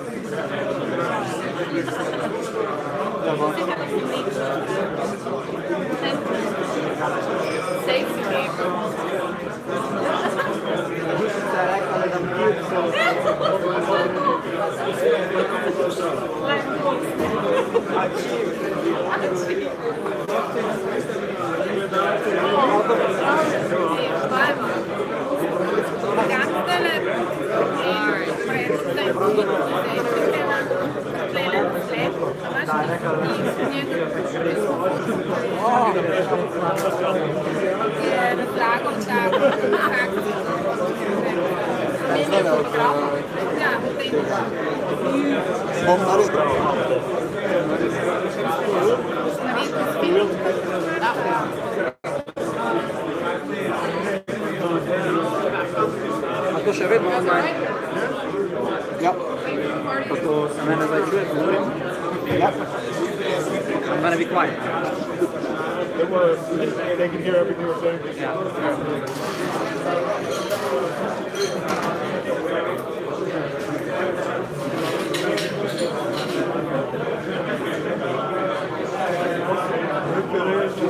You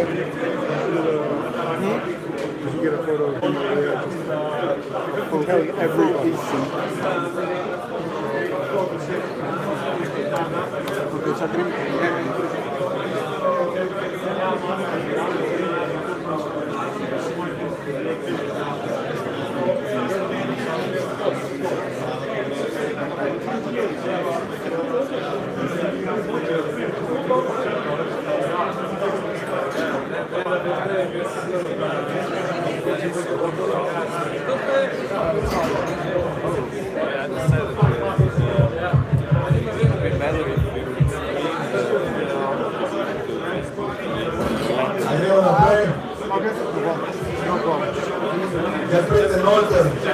No, we will do it.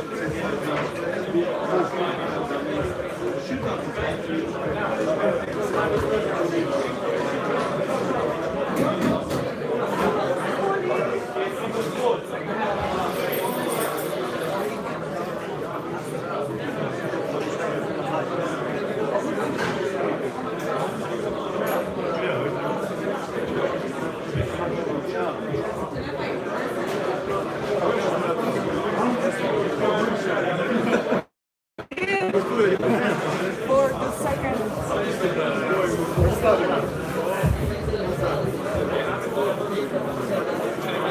You're welcome to come back in.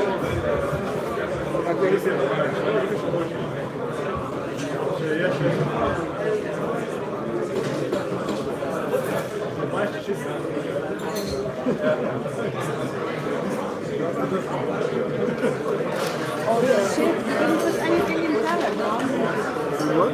You didn't put anything in Telegram.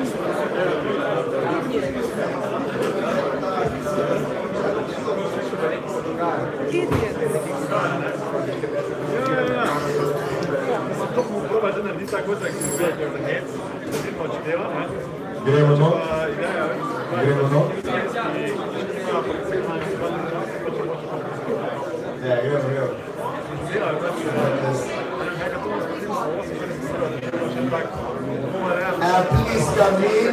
Please come in. We are about to start again, yes? Please come in.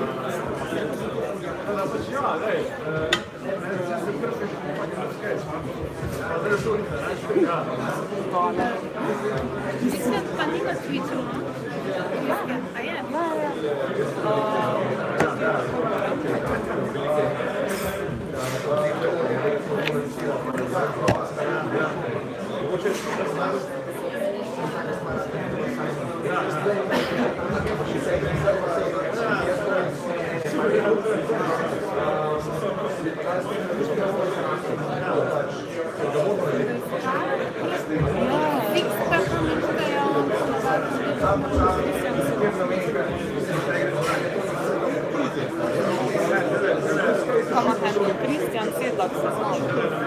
Dobro, pa da. Dobro, da? Ja. Zanimiva stvar, zanimiva. To je v bistvu točno tisto, kar smo govorili za moje projekte, ki bi recimo to rabo, ko imaš... Stvari, to je to. Veš kaj, ena stvar me zanima, koliko je pa transfer fee tleda po teh zadevah potem? Misliš, da samo majnanje tega polega? Ne, za majnanje, ki se govorila za sami protokol, ne? ERC 700. Ja.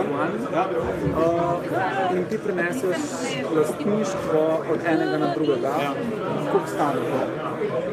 Mi ne pobiramo kija. Koliko pa izvedba smart contracta stane, če pa ne znamo. Ok, zdaj to je recimo certifikat, recimo, nazaj je pa se pravi, sam ERC se nekam ima fi ali Odvisno, če je built-in ali ni. Zdaj mi per exchange zaenkrat nimamo danih fijev. Vse je čisto samo ker to recimo ena taka stvar, ko je pač tako že kar pomembno.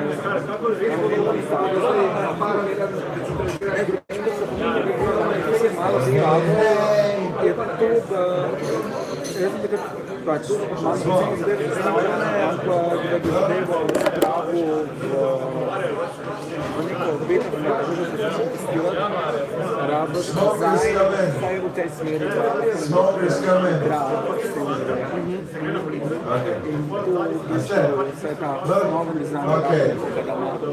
Welcome back.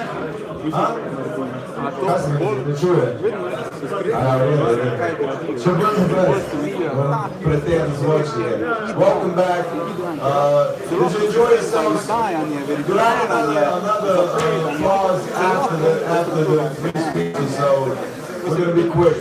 Hey, sorry, it's not that it's like that love. Okay, after the break. With these stats, Mr.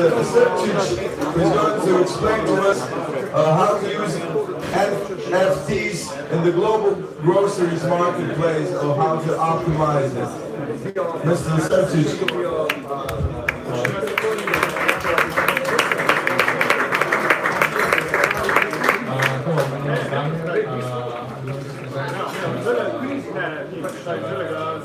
Project and our recent developments with the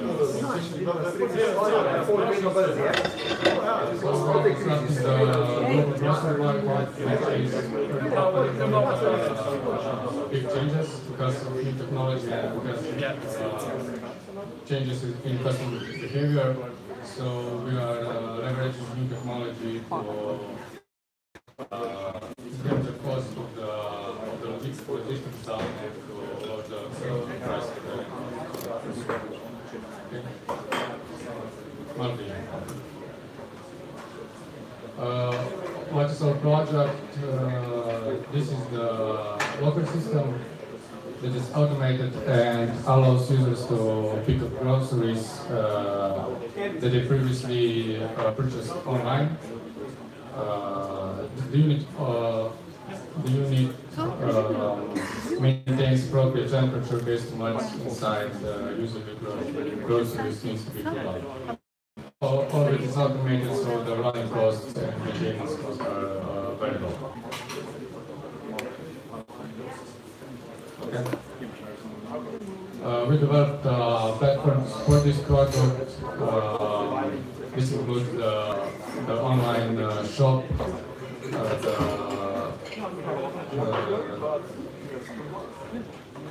the integration with many existing online retailers, the management system, the monitoring system for the units, and so on. Of course, the software that runs the units themselves. Okay. Okay, so we recently launched an ICO. It will allow us to expand our platform and our network. We will distribute the ESR20 tokens. Usually, we will be able to buy groceries with this token. They will receive token as bonus or as discounts. They will receive it for their initiatives for using the platform. And sellers will be able to buy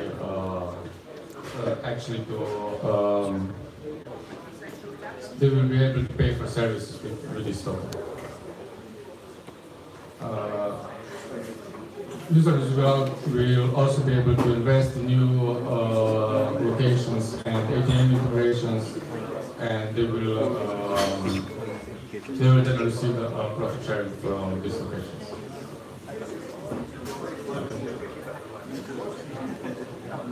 We also want to leverage the Bitcoin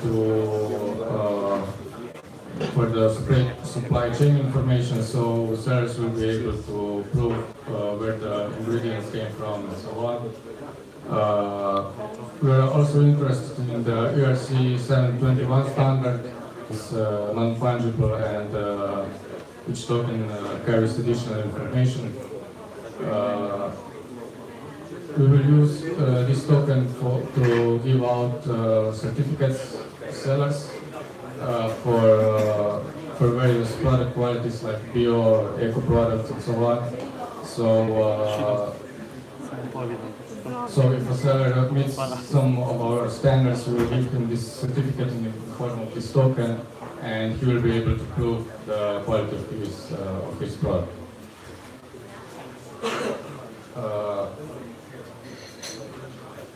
Okay. ESR 721 token will also be used to give users various statuses and awards. For instance, loyalty status will be awarded this way. Also, other various features like badges, where users take some actions and they earn some badges as well. Okay. Okay, this was the overview of our existing platform and our future plans with the blockchain. If you're interested in the project, visit the ICO page or join the Telegram group. Any questions?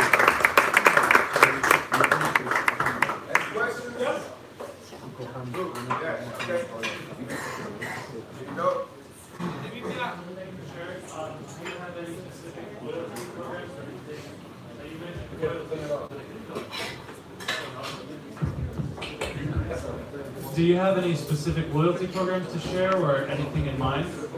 Normally loyalty is just you get points for a Whopper, you buy 20, you get one free, the Whopper point or whatever. But did you have something else in mind? Something like that, or if being a loyal customer of one seller, you get discounts and stuff like that. So we plan for sellers to define their own bonuses. So anything can be implemented. Any other questions? No questions? No. No. No. Well, nothing? Okay. Okay, then give her a round of applause for Mr. Simpson. Okay, the mic. Well, here to tell us how personal data is important from Data Fund, Media Peers.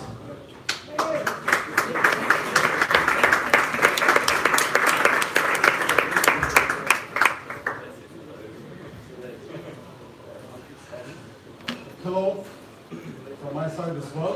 It seems I'm the last speaker today. I thank you very much for paying attention to me. A little bit about myself. I've been working with Data Fund since September last year, I would say, more intensely the last couple of weeks and months. Prior to that, I've been with co-founded for almost a year. Done many ICOs, so if anybody who's interested to discuss ICOs in general, I'm more than willing to talk. And I'll be having different hats today during our presentation. And I'm sure some of you are already familiar with Data Fund because it's been already presented at various conferences.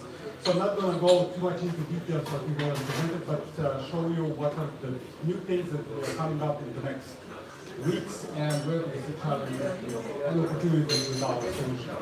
So Data Fund is a decentralized personal data exchange, and we aim to connect individuals, corporations, or mutual cooperation in order to assetize and monetize their data. So this is what I'm going to talk about today. So I'll be briefly discussing what are the challenges and why we see the need companies. And lastly, I'm going to be talking about the assetization and monetization of data, which is the core reason of why we should be doing this kind of thing. If we move forward, one more. So we have individuals' concerns which span a lot of areas. One is that individuals do not truly understand or have ownership of their data. We have seen this kind of challenges with Facebook recently. Or they don't understand well how the data is being used. They don't trust corporations. Again, Facebook is one of the challenges. And typically, we're not compensated for the data that we produce. Right? So that's from the individual perspective. If we move forward, companies also have concerns. We might think that there are there are big bad companies who just want to use us and our data, but they do want to have data exchanges. And there isn't a good way how companies can exchange data. They have a lot of regulatory concerns. I'm sure you're aware that in 1 month's time, there's going to be a GDPR implemented, which is going to change all things, how we are operating as far as individuals. All of them are complaining about data quality, and sadly, most of them are not making money on data. Yes, Facebook and Google and some others are, but most of the companies are not making money on data. Move forward. How we see is the two parties should be connected. Individuals should trust companies with their data, and companies should reward individuals for sharing the data with them. It has to be done in a consent way, and also companies have to do it in an ethically responsible way. Ethics, using the data in an ethical way, is one of the cornerstones of data. To move forward, how we see is the world is now organized around a couple of big data owners. We're talking about Google, Facebook, Amazon, and some others. How we see the future is that it's decentralized. Why we think that talking about data is very relevant? Just to give you some facts. If your simple data is worth a couple of hundreds of dollars, so we're talking about your personal data, where do you live, how old are you, etc., etc. We're talking about a couple of hundreds of dollars. If we have enriched data of ourselves, so where do we buy, how do we buy, where do we travel, who are our friends, etc., we're talking about $2,000 per person. Google is apparently making $5,000 per annum on each of us. In the future, predictions that in a couple of years' time, each individual's data is going to be worth $7,000. And it might even represent the basis of universal income for the individual. So we're talking about really large amounts of data, value of data that we can generate. And we're talking about personal data only. We are not discussing yet the IoT data. There are predictions that the data that cars are going to generate is going to be worth more than the car itself. And the question is who's going to be the owner of the data? It's going to be the car, or the company that produced the car, or us that will drive the car around. Move forward. Now, how do we see the mutual cooperation? In a way, to move forward, we see three different entities at the moment. When the process is going to evolve and when we start working with different stakeholders, this might be done. But we're going to see data owners. Data owners are individuals. We're going to see data users. Those are organizations that are going to be using data for something meaningful. And then we're going to have the service providers who are not going to be using the data, but they're still going to be providing service to us. So there's going to be a flow of data and a flow of financial payments. To move forward, in practice, how it would work. Each of us will have our own personal data fund. So the data will be stored with us in a centralized way. That's why the founder of Swarm, also one of the co-founders of Data Fund. So it's going to be decentralized, but the individual is going to have the data, not the corporations. Now, I do have my own personal data. I know where I live, how old I am, how many kids I have, where did I go to school, some of the things refer to data. But I might not necessarily know all posts that I made, or all the things that I bought, or all the TV shows that I watched. These are going to come from the company. So Telecom is going to send me the data of the shows that I watch. For instance, my company is going to send me the data of the things that I watch. Our insurance company is going to send me the data of something else that I might do. Now, you might ask, one of the things that the GDPR already makes is that I have entitlement to the data. I'm entitled to the data of what shows that I watch and what have I bought. But I'm not entitled to which data from the company side. The company knows that what I watched was a comedy or a movie, or they know that when I bought the yogurt, it was low-fat yogurt. I don't know that. So I don't have that system. So we have the individual and the companies both producing data, which is then anonymized, aggregated, and then sold in that exchange, even back to the same companies. what are the companies are going to get? Once they give you the data, they're going to get my tokens. And every single time I monetize data, companies are also rewarded for their contribution. Now, one very important thing is the order of companies coming in is going to incentivize firms and organizations to come in first. Because the first one, which is going to offer a perspective on me, which is going to enrich my data, is going to get the highest performance. If the first one tells me that I like yogurts, the second one is not any kind, so you're not going to get positive. You continue. So we envision three different types of tokens. The next token is going to be governance token. The P token is going to be used for network operations and direction markets.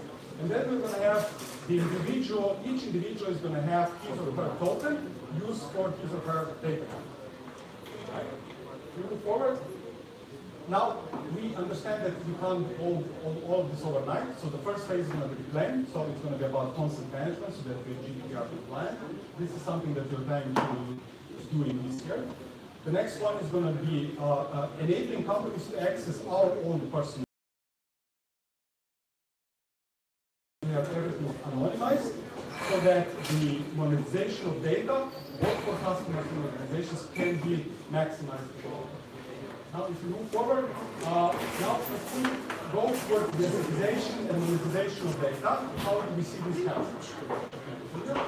So we have the individual as a data owner at the center, and then we have a whole bunch of different entities which either give data or take data from the customer who would like to do something with it. So the research agencies, we're already working with Polycon, who is actually running the test version of the replay phase on their 20,000 subjects which they're interviewing. Then, for instance, we're talking to the largest Slovenian B2C companies, which are interested in participating in as well. We have just been confirmed that Grey, which is an international advertising agency and part of the network, will be our supporter in this area. And then we're also talking to a number of IT companies, big IT companies, because if we want our solution to work, it has to match, the IT systems of the companies, otherwise it's not going to work. And we also have serious discussions with them, and most probably we're going to announce in the next couple of weeks possible cooperations with them. If we move forward, one of the things which is very, very, very relevant is that how the data is going to get monetized, because the individuals and the companies. The most of the monetization is going to come from the marketing and sales. This is something that we know, because it's revenue generation, it's where margin is generated, etc. But different industries have also different areas of monetization. You can go to workforce management, very relevant for the retailers. You can go to capital asset management, for basic materials or some other things. We can talk about supply chain and logistics as well. A lot of areas. However, if we move forward, one of the things is that there are different layers of how companies or individuals can monetize data. Most probably we're going to start here. So initially it's not going to be generating more money for sales and marketing, but it's going to be more cost reduction. Less legal, less technology, etc. So this is going to be the first layer. In the second layer, we're going to see the internal applications, and then it's going to be external applications of data, external application, and then the full package. Now, next one. One more. Now, a lot of companies, a lot of individuals think that their data is going to be worth a lot externally. What we're seeing with Facebook and Google, this is external monetization. It's being used mainly for advertising. It's not being used for companies to improve their internal processes or inventories, etc. Most of the impact is going to be actually on internal side of firms. Where do they open stores? How many people are employed? How long are the stores employed, etc. Just to give you understanding, for instance, we have grocery retailers. Grocery retailers can spend $100,000 per store to rearrange their macro layout. If their macro layout is rearranged in a different way, they're going to make more money. And we're talking about large investments. If we're talking about banks banks are making most of their money on really low margin products. If they can sell something of a higher value, they can make lots of money. The external data organization is not going to be that beneficial, and the ratio is approximately 10 to 1. So we're going to see most of the data monetization actually coming in the future. What we are seeing now with Google and Facebook is just a very beginning. We move forward. Now, one of the things, my third tab on, but I forgot to mention, one of the things that I would like to point out is that when we talk about data manipulation and analytics behind it, that we take it lightly. You can go from simple reports to really advanced analytics. Right? Now, really advanced analytics is sometimes called AI, and many times you need a PhD in something, right? And to be honest, if we go to the next slide, one of the key challenges that we see in data monetization is not the data, but it's the people. There is a lack of millions of data scientists in the world. So we are not data because we don't have data. And AI, it's functioning well in well-defined problems. It can play chess board, it can drive cars. It doesn't function in complex environments and organizations. So this is all. And you have 5,000 people, you'd like to know the job title. So you go to LinkedIn and you can do that, and you have the one column is man's email, and now column B, which will be title. Does your application support this? It will support any sort of data. And will these facts be verified from blockchain? It's a trap. Yes, the personal data, right? It's going to be all personal data, right? When it comes to data which is going to be enriched from the companies, is also going to be your personal data. But there is practically no way that the blockchain decentralized community can verify that I watched. Sure. But the authority will come from, say, the last TV show that these 5,000 people watched. So according to Netflix, the authority is Netflix, and that there will be in the blockchain all encrypted. But when I purchase it, then I will be able to verify that you watched this show most recently. Yes. So, it was a trap. Now it's provable. Why would anybody else have paid for that? I published that and create my own secondary screen exchange. You would be violating. I'm an American. You're in your own GDPR. It's on the way. Thank you. And the penalties are extremely big. What am I not?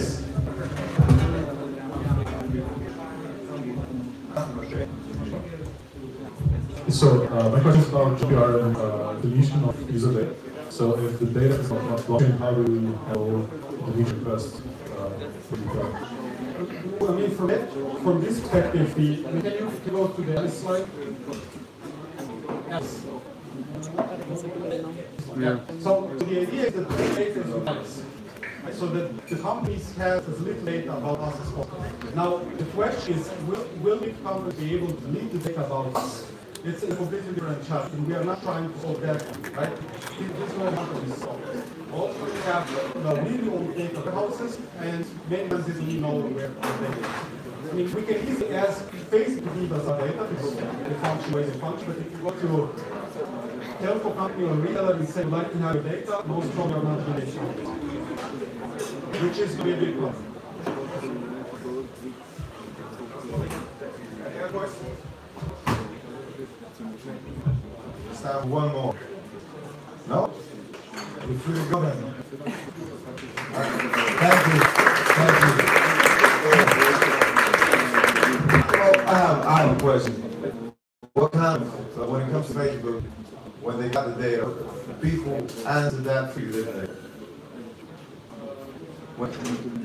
Now, didn't they have a question here or something? Sorry, yeah. How many of you have watched Zuckerberg's testimony? That was freaky. Yeah. Well, I did in my dorm room. That's all he said. No, it's that's why we're getting all these things now. We need to market. This is according to current law, right? And Cool. Thanks. I heard people gave free information. Okay, that's okay. Cool. Thank you. Well, I take your time. Well, can some people just give you information? But I'd like to kick it off. So we heard a lot of use cases today. We heard a lot of ways to utilize the standard you kind of created for us. Maybe we'll start with you, William. What do you think is going to drive the whole ecosystem to go beyond just CryptoKitties? What's the driving force behind this? Money. People want to make money, so the first applications are going to be very similar to CryptoKitties. They can raise money. The word that I've heard used is IDO, so we have ICOs for coins and IDOs for Ds. This is a new way to raise money for things. So kitties, the Gen 0 kitties, that's a great way to make money. So short term, that's the application that we have, and we're going to see that. Long term, as we hinted from the question at the end of the 721 discussion from on All In, we can securitize things. We can securitize actual things. And that's something that's very lacking. So that, just in the same way that 2008 had the financial crash, because we were securitizing mortgages, we can do that again. So without the crash, we'll just have the bubble and we'll just keep bubbling. But there's a big demand. Why did we securitize mortgages? Because they were hungry for an asset to securitize, and now we can securitize anything. So it's dangerous and it's powerful.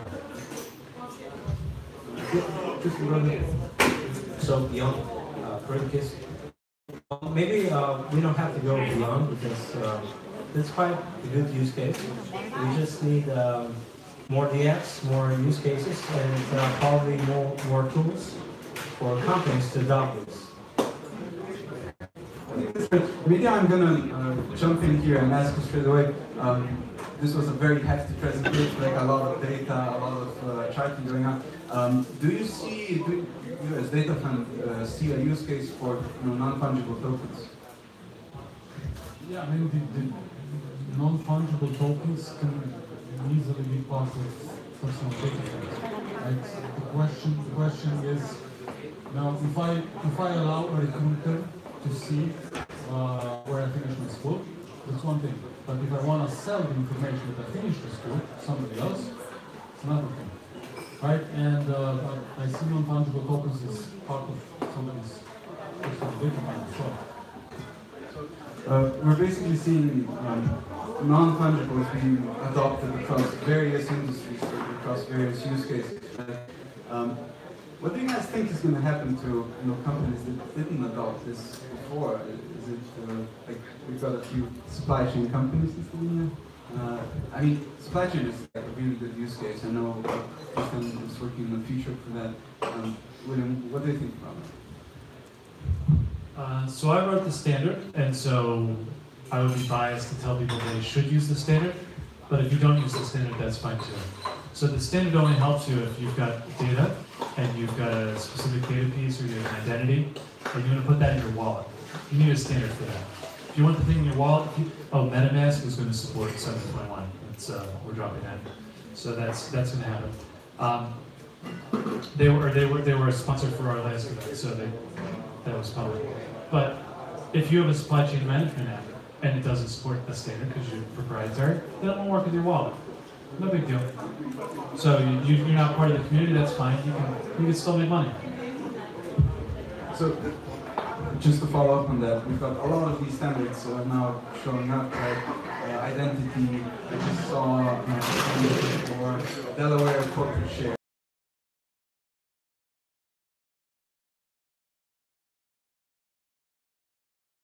We're going to innovate all the time. So I'll speak not just 721, but I'm also working with Ethereum in the standards process, so the Ethereum magicians. There's a shitload of standards. They're just, I mean, we're up to 1,000. We went from 20 to 1,000. It's good. This is good. And we will have more standards all the time. And people are standardizing things that I think are very stupid, and I don't support them, but they support them. You know, little things. You know, when you post on Reddit, you start with one vote. That's you. So everybody starts with one vote. And so they're going to have something, and hopefully they'll have an application too, but you're always going to have more standards and more ideas. When people want to come together, that's when you want to see more mature applications. And for everything we're talking about today, we're talking about an ecosystem of mature applications. Because these, 721, 3 new companies are there using this. So, this is a serious amount of adoption. Absolutely. Guys, questions? From the general I have a question. Yeah, go ahead. Do I use a mic or do you hear me?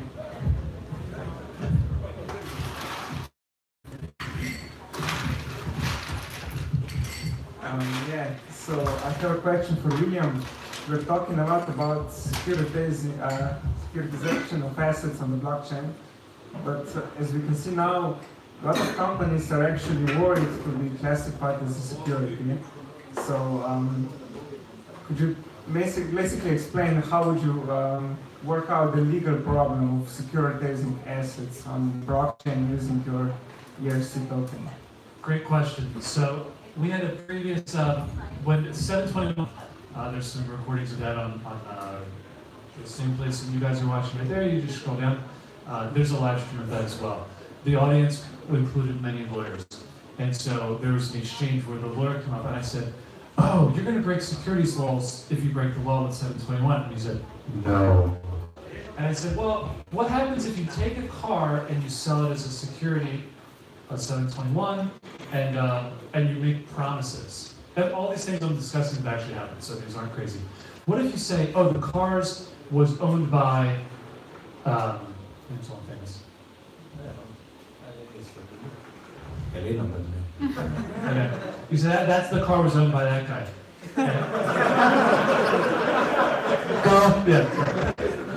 Car was owned by that girl. And you sell it and it wasn't. That's fraud. And I said, well, the SEC come after you, the American security regulator. And the lawyer says, no. I said, okay, what if I sell you this car, but I promise to buy it back from you at a higher price? That sounds like a securities fraud. No. And we went back and forth over and over, and I said, how can I make this a securities fraud? And he says, you will have to make fractional ownership, which is what we're talking about here. Well, guess who makes fractional ownership in this situation? Not the person who's selling you the asset. So Christie's only selling you one Picasso. You're the one who's securitizing it. So you're the one who takes the risk.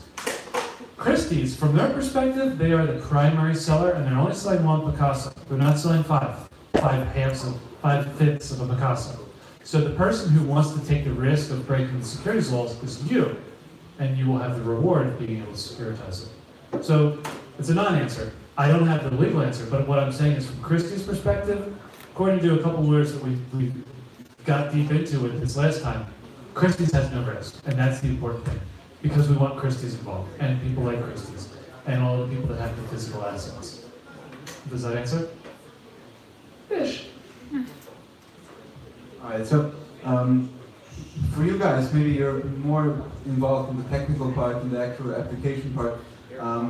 We know that, I just saw a statistic last time in Dubai from a pitch that currently on the Ethereum network, it's about 50% of traffic is actually from games, right? Which is actually insane if you ask me. So talk about applications being built on the blockchain, of the Ethereum blockchain in this case. How do you guys, as application developers or companies with developers, view this? It's a huge issue. Do we talk about scaling problems of the blockchain itself, or should we, be scaling down our solutions? What's the answer? Well, it's the blockchain scaling is actually not a problem. I mean, Ethereum is not the only blockchain, obviously. We have Hydra, we have other solutions. So I don't care about this. Probably have no, I think that everything that is non-fungible is good for the whole economy. We need use cases. And the game industry, for example, is a good place to start this kind of innovation. Yeah, I agree that if if there is going to be a possible solution to solve the scaling, then either Ethereum is going to change or some other solutions are going to emerge. That's one possible scenario, and we're not going to have a problem with scaling. If we're going to have a problem with scaling, then not everything is going to be on blockchain. Then just bits and pieces of the blockchain, and everything else is going to be using non-blockchain technologies. And most probably this is going to be somehow hybrid if we're going to see in the future. The more interesting question that I would ask the other people, I'm playing your own now, is public-private. This I think is going to be a big question in the future, because we are all the time talking about public blockchains. I know many companies who are really deep with their own private blockchains. And this would be my question. So I'll tell you a quick story. I'm working on 721, and 721 is the issue number on GitHub. So anybody use GitHub here? All right, this is good. So the questions come in and we make answers. So I made the mistake of inviting people to call me to discuss the cases. And my phone number's on GitHub, and you can click through it, you can get it. And so I started getting phone calls. And private ledger is much larger than the public ledger. So the actual people that are not in this room, maybe this represents the hackers and the people that are funded by yourself or small startups. We are just, I wouldn't say the tip of the iceberg, we're just like this little floating piece of ice on the side. When I get a phone call from the FDA, they said they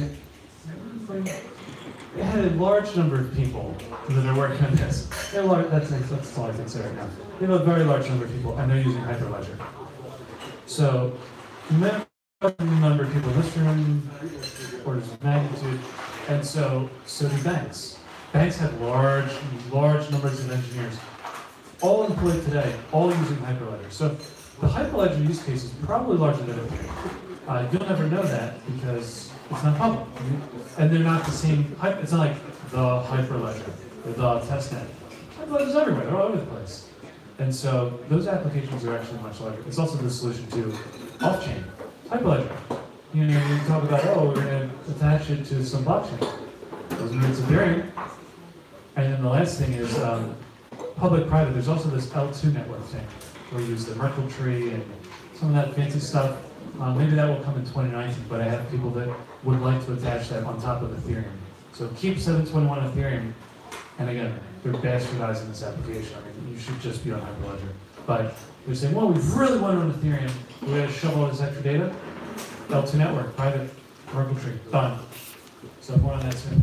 Doesn't this be the actual purpose of, blockchain itself, like the mantra of decentralizing everything is also on a philosophical level, anti-corporate and anti-establishment. Doesn't this be the original purpose of it? Are you saying Hyperledger or L2 networks? I'm saying private blockchains. So you can also do it a different way. Just because it's private doesn't mean it's not public.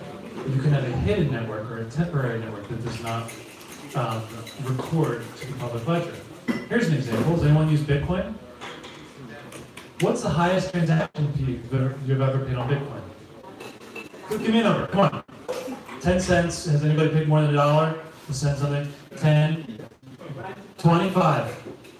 Going twice. Sold. That is a very high fee. Anybody remember the original use case for Bitcoin? Please, yell it out. The original use case. The way that they sold it. They said cheaper than Visa, higher throughput than Visa. $25. That's a large price. So they're failing to make this. Okay, so what was the solution? Lightning Network. How does Lightning Network work? The whole reason that Bitcoin works is because we're waiting for Lightning Network. Lightning Network works by settling a huge volume of transactions off-chain and then recording it once on the chain. So this is a O and big O notation, O1 solution rather than O-N solution.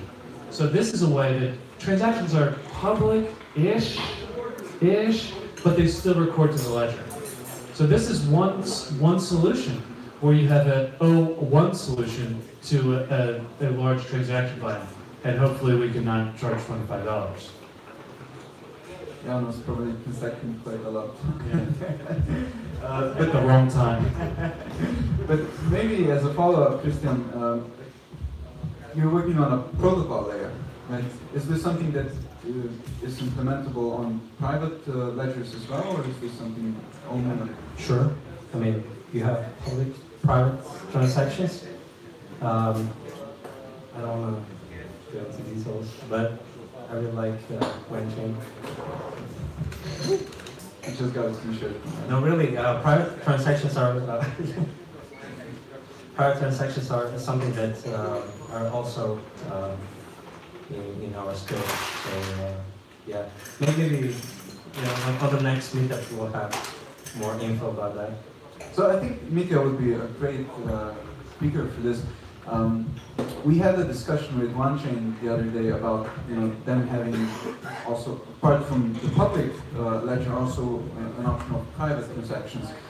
Is this something of interest to you guys? I think like Hyperledger, off-chain transaction and stuff seems like a good idea for anything related to important data. I mean, yes, definitely, because in a way, philosophically, data fund is about individual, right? But in order to get the data across, you might have to look for some other solutions which are not public. I mean, we've already discussed scalability before. We're not discussing security. We're not discussing any sort of other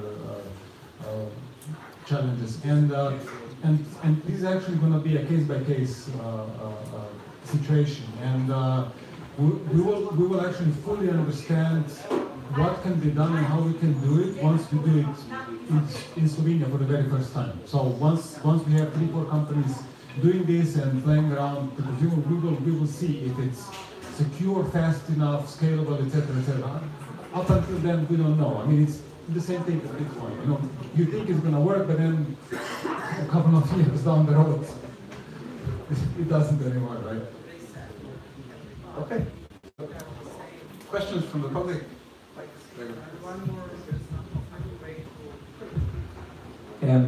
Maybe one more question. So, why now? And why nobody does it before?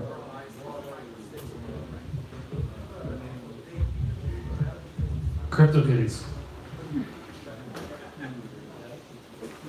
That's it. We need a killer application to launch a new concept. The reason I'm the author is because CryptoKitties created the game and the demand, that they brought the demand. When you bring the customer with the money, that's how things get done. They brought the money into the ecosystem. They even stopped Ethereum because there's too many transactions. They just clogged up the whole damn network.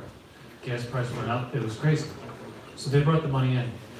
They enlightened us to how this would work. And so the 721 standard was started by CryptoKitties. And then I called the guy, Pete, and I said, hey, are you gonna finish this? Like, he started writing the standard and then you stopped writing it. I said, can I help you, or can I get involved? No reply. And I'd like to finish this. You want to get this? No reply. So I asked some other people. I said, is this guy still around? I said, it's working on CryptoKitties. What does he need to worry about the standard for? And yeah, so I took the torch and now I put the standard through. And then I realized, because so many people were enlightened by this ridiculous. What's the most positive way I can say that this is stupid? Ridiculous. Ridiculous use case where it just makes so much money that everybody wants to copy it. They want to make money too. So, crypto fighters, if the crypto fighters came first, then maybe the kitties would come second. But the answer is CryptoKitties. Well, did you actually work with the guys from Decentraland on this? Yes. So Decentraland is, yes and no. They had a competing standard 821, and we definitely talked with each other.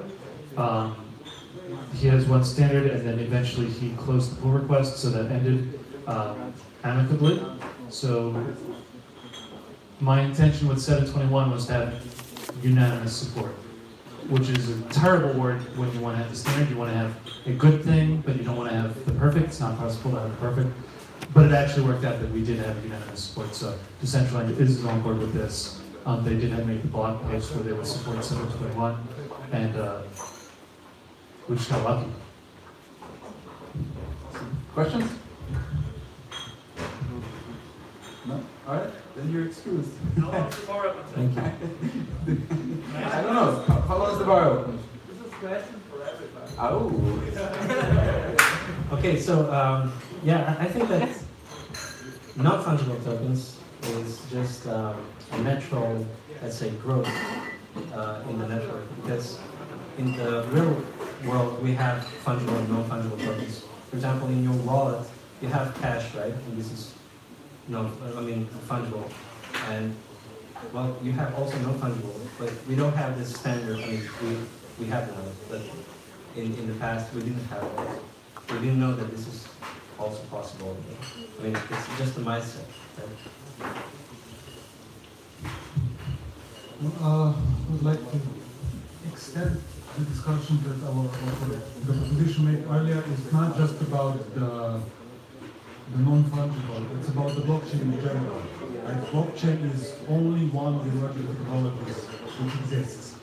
There are a lot of them. It's everything from robotics to all nanotechnology, genetics, etc. Why blockchain? Because a lot of money came in. As simple as that. Same as with CryptoKitties. And we're seeing so much money coming in on the side of markets, on the side of ICOs, and so many people are owners of cryptocurrencies. In Slovenia, the estimate is around, I think, 7 or 10%. In certain age groups, it's up to 30%. In the US, it's the same thing. In Korea, I think between young males, 30% of them own something, right? It became so big that now when I'm talking to big companies, which were not even planning to work on blockchain projects, they need to work on blockchain projects because otherwise they're going to lose their engineers, right? And this is the reality. No, I kid you not. And I'm not sure. I mean, in Slovenia it became such a big thing that we're actually now big companies are having problems actually having engineers in-house because there are so many startups springing up that we actually see a big impact on the overall job market. Engineers, lawyers, communicators, everybody. And I was talking to the CEO of an insurance company a couple of weeks ago, and he asked me, when is this thing going to stop? Because I want my people back.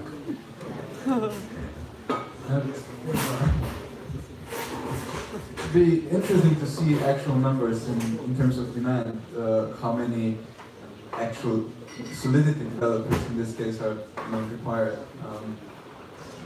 If anybody has rough numbers. The estimate is that roughly 1,000 developers work in crypto companies today in Slovenia, blockchain. Around 2,000 people in total. So because we're talking about lawyers, etc. In the wider ecosystem, we're a small country.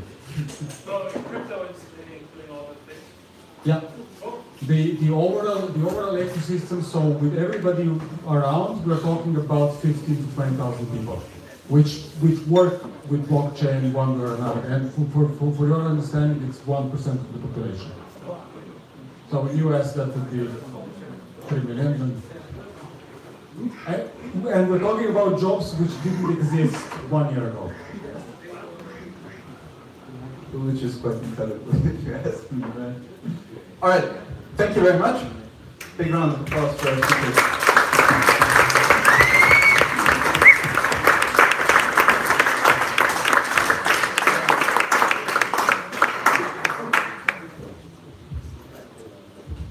Thank you all for coming. I hope you enjoyed yourself. I think the bar is open now, which is important. But before we go, I'd like to thank our partners, Kulomat, Data Fund, and 0xcert. Thank you all for coming. Enjoy yourselves. See you next time.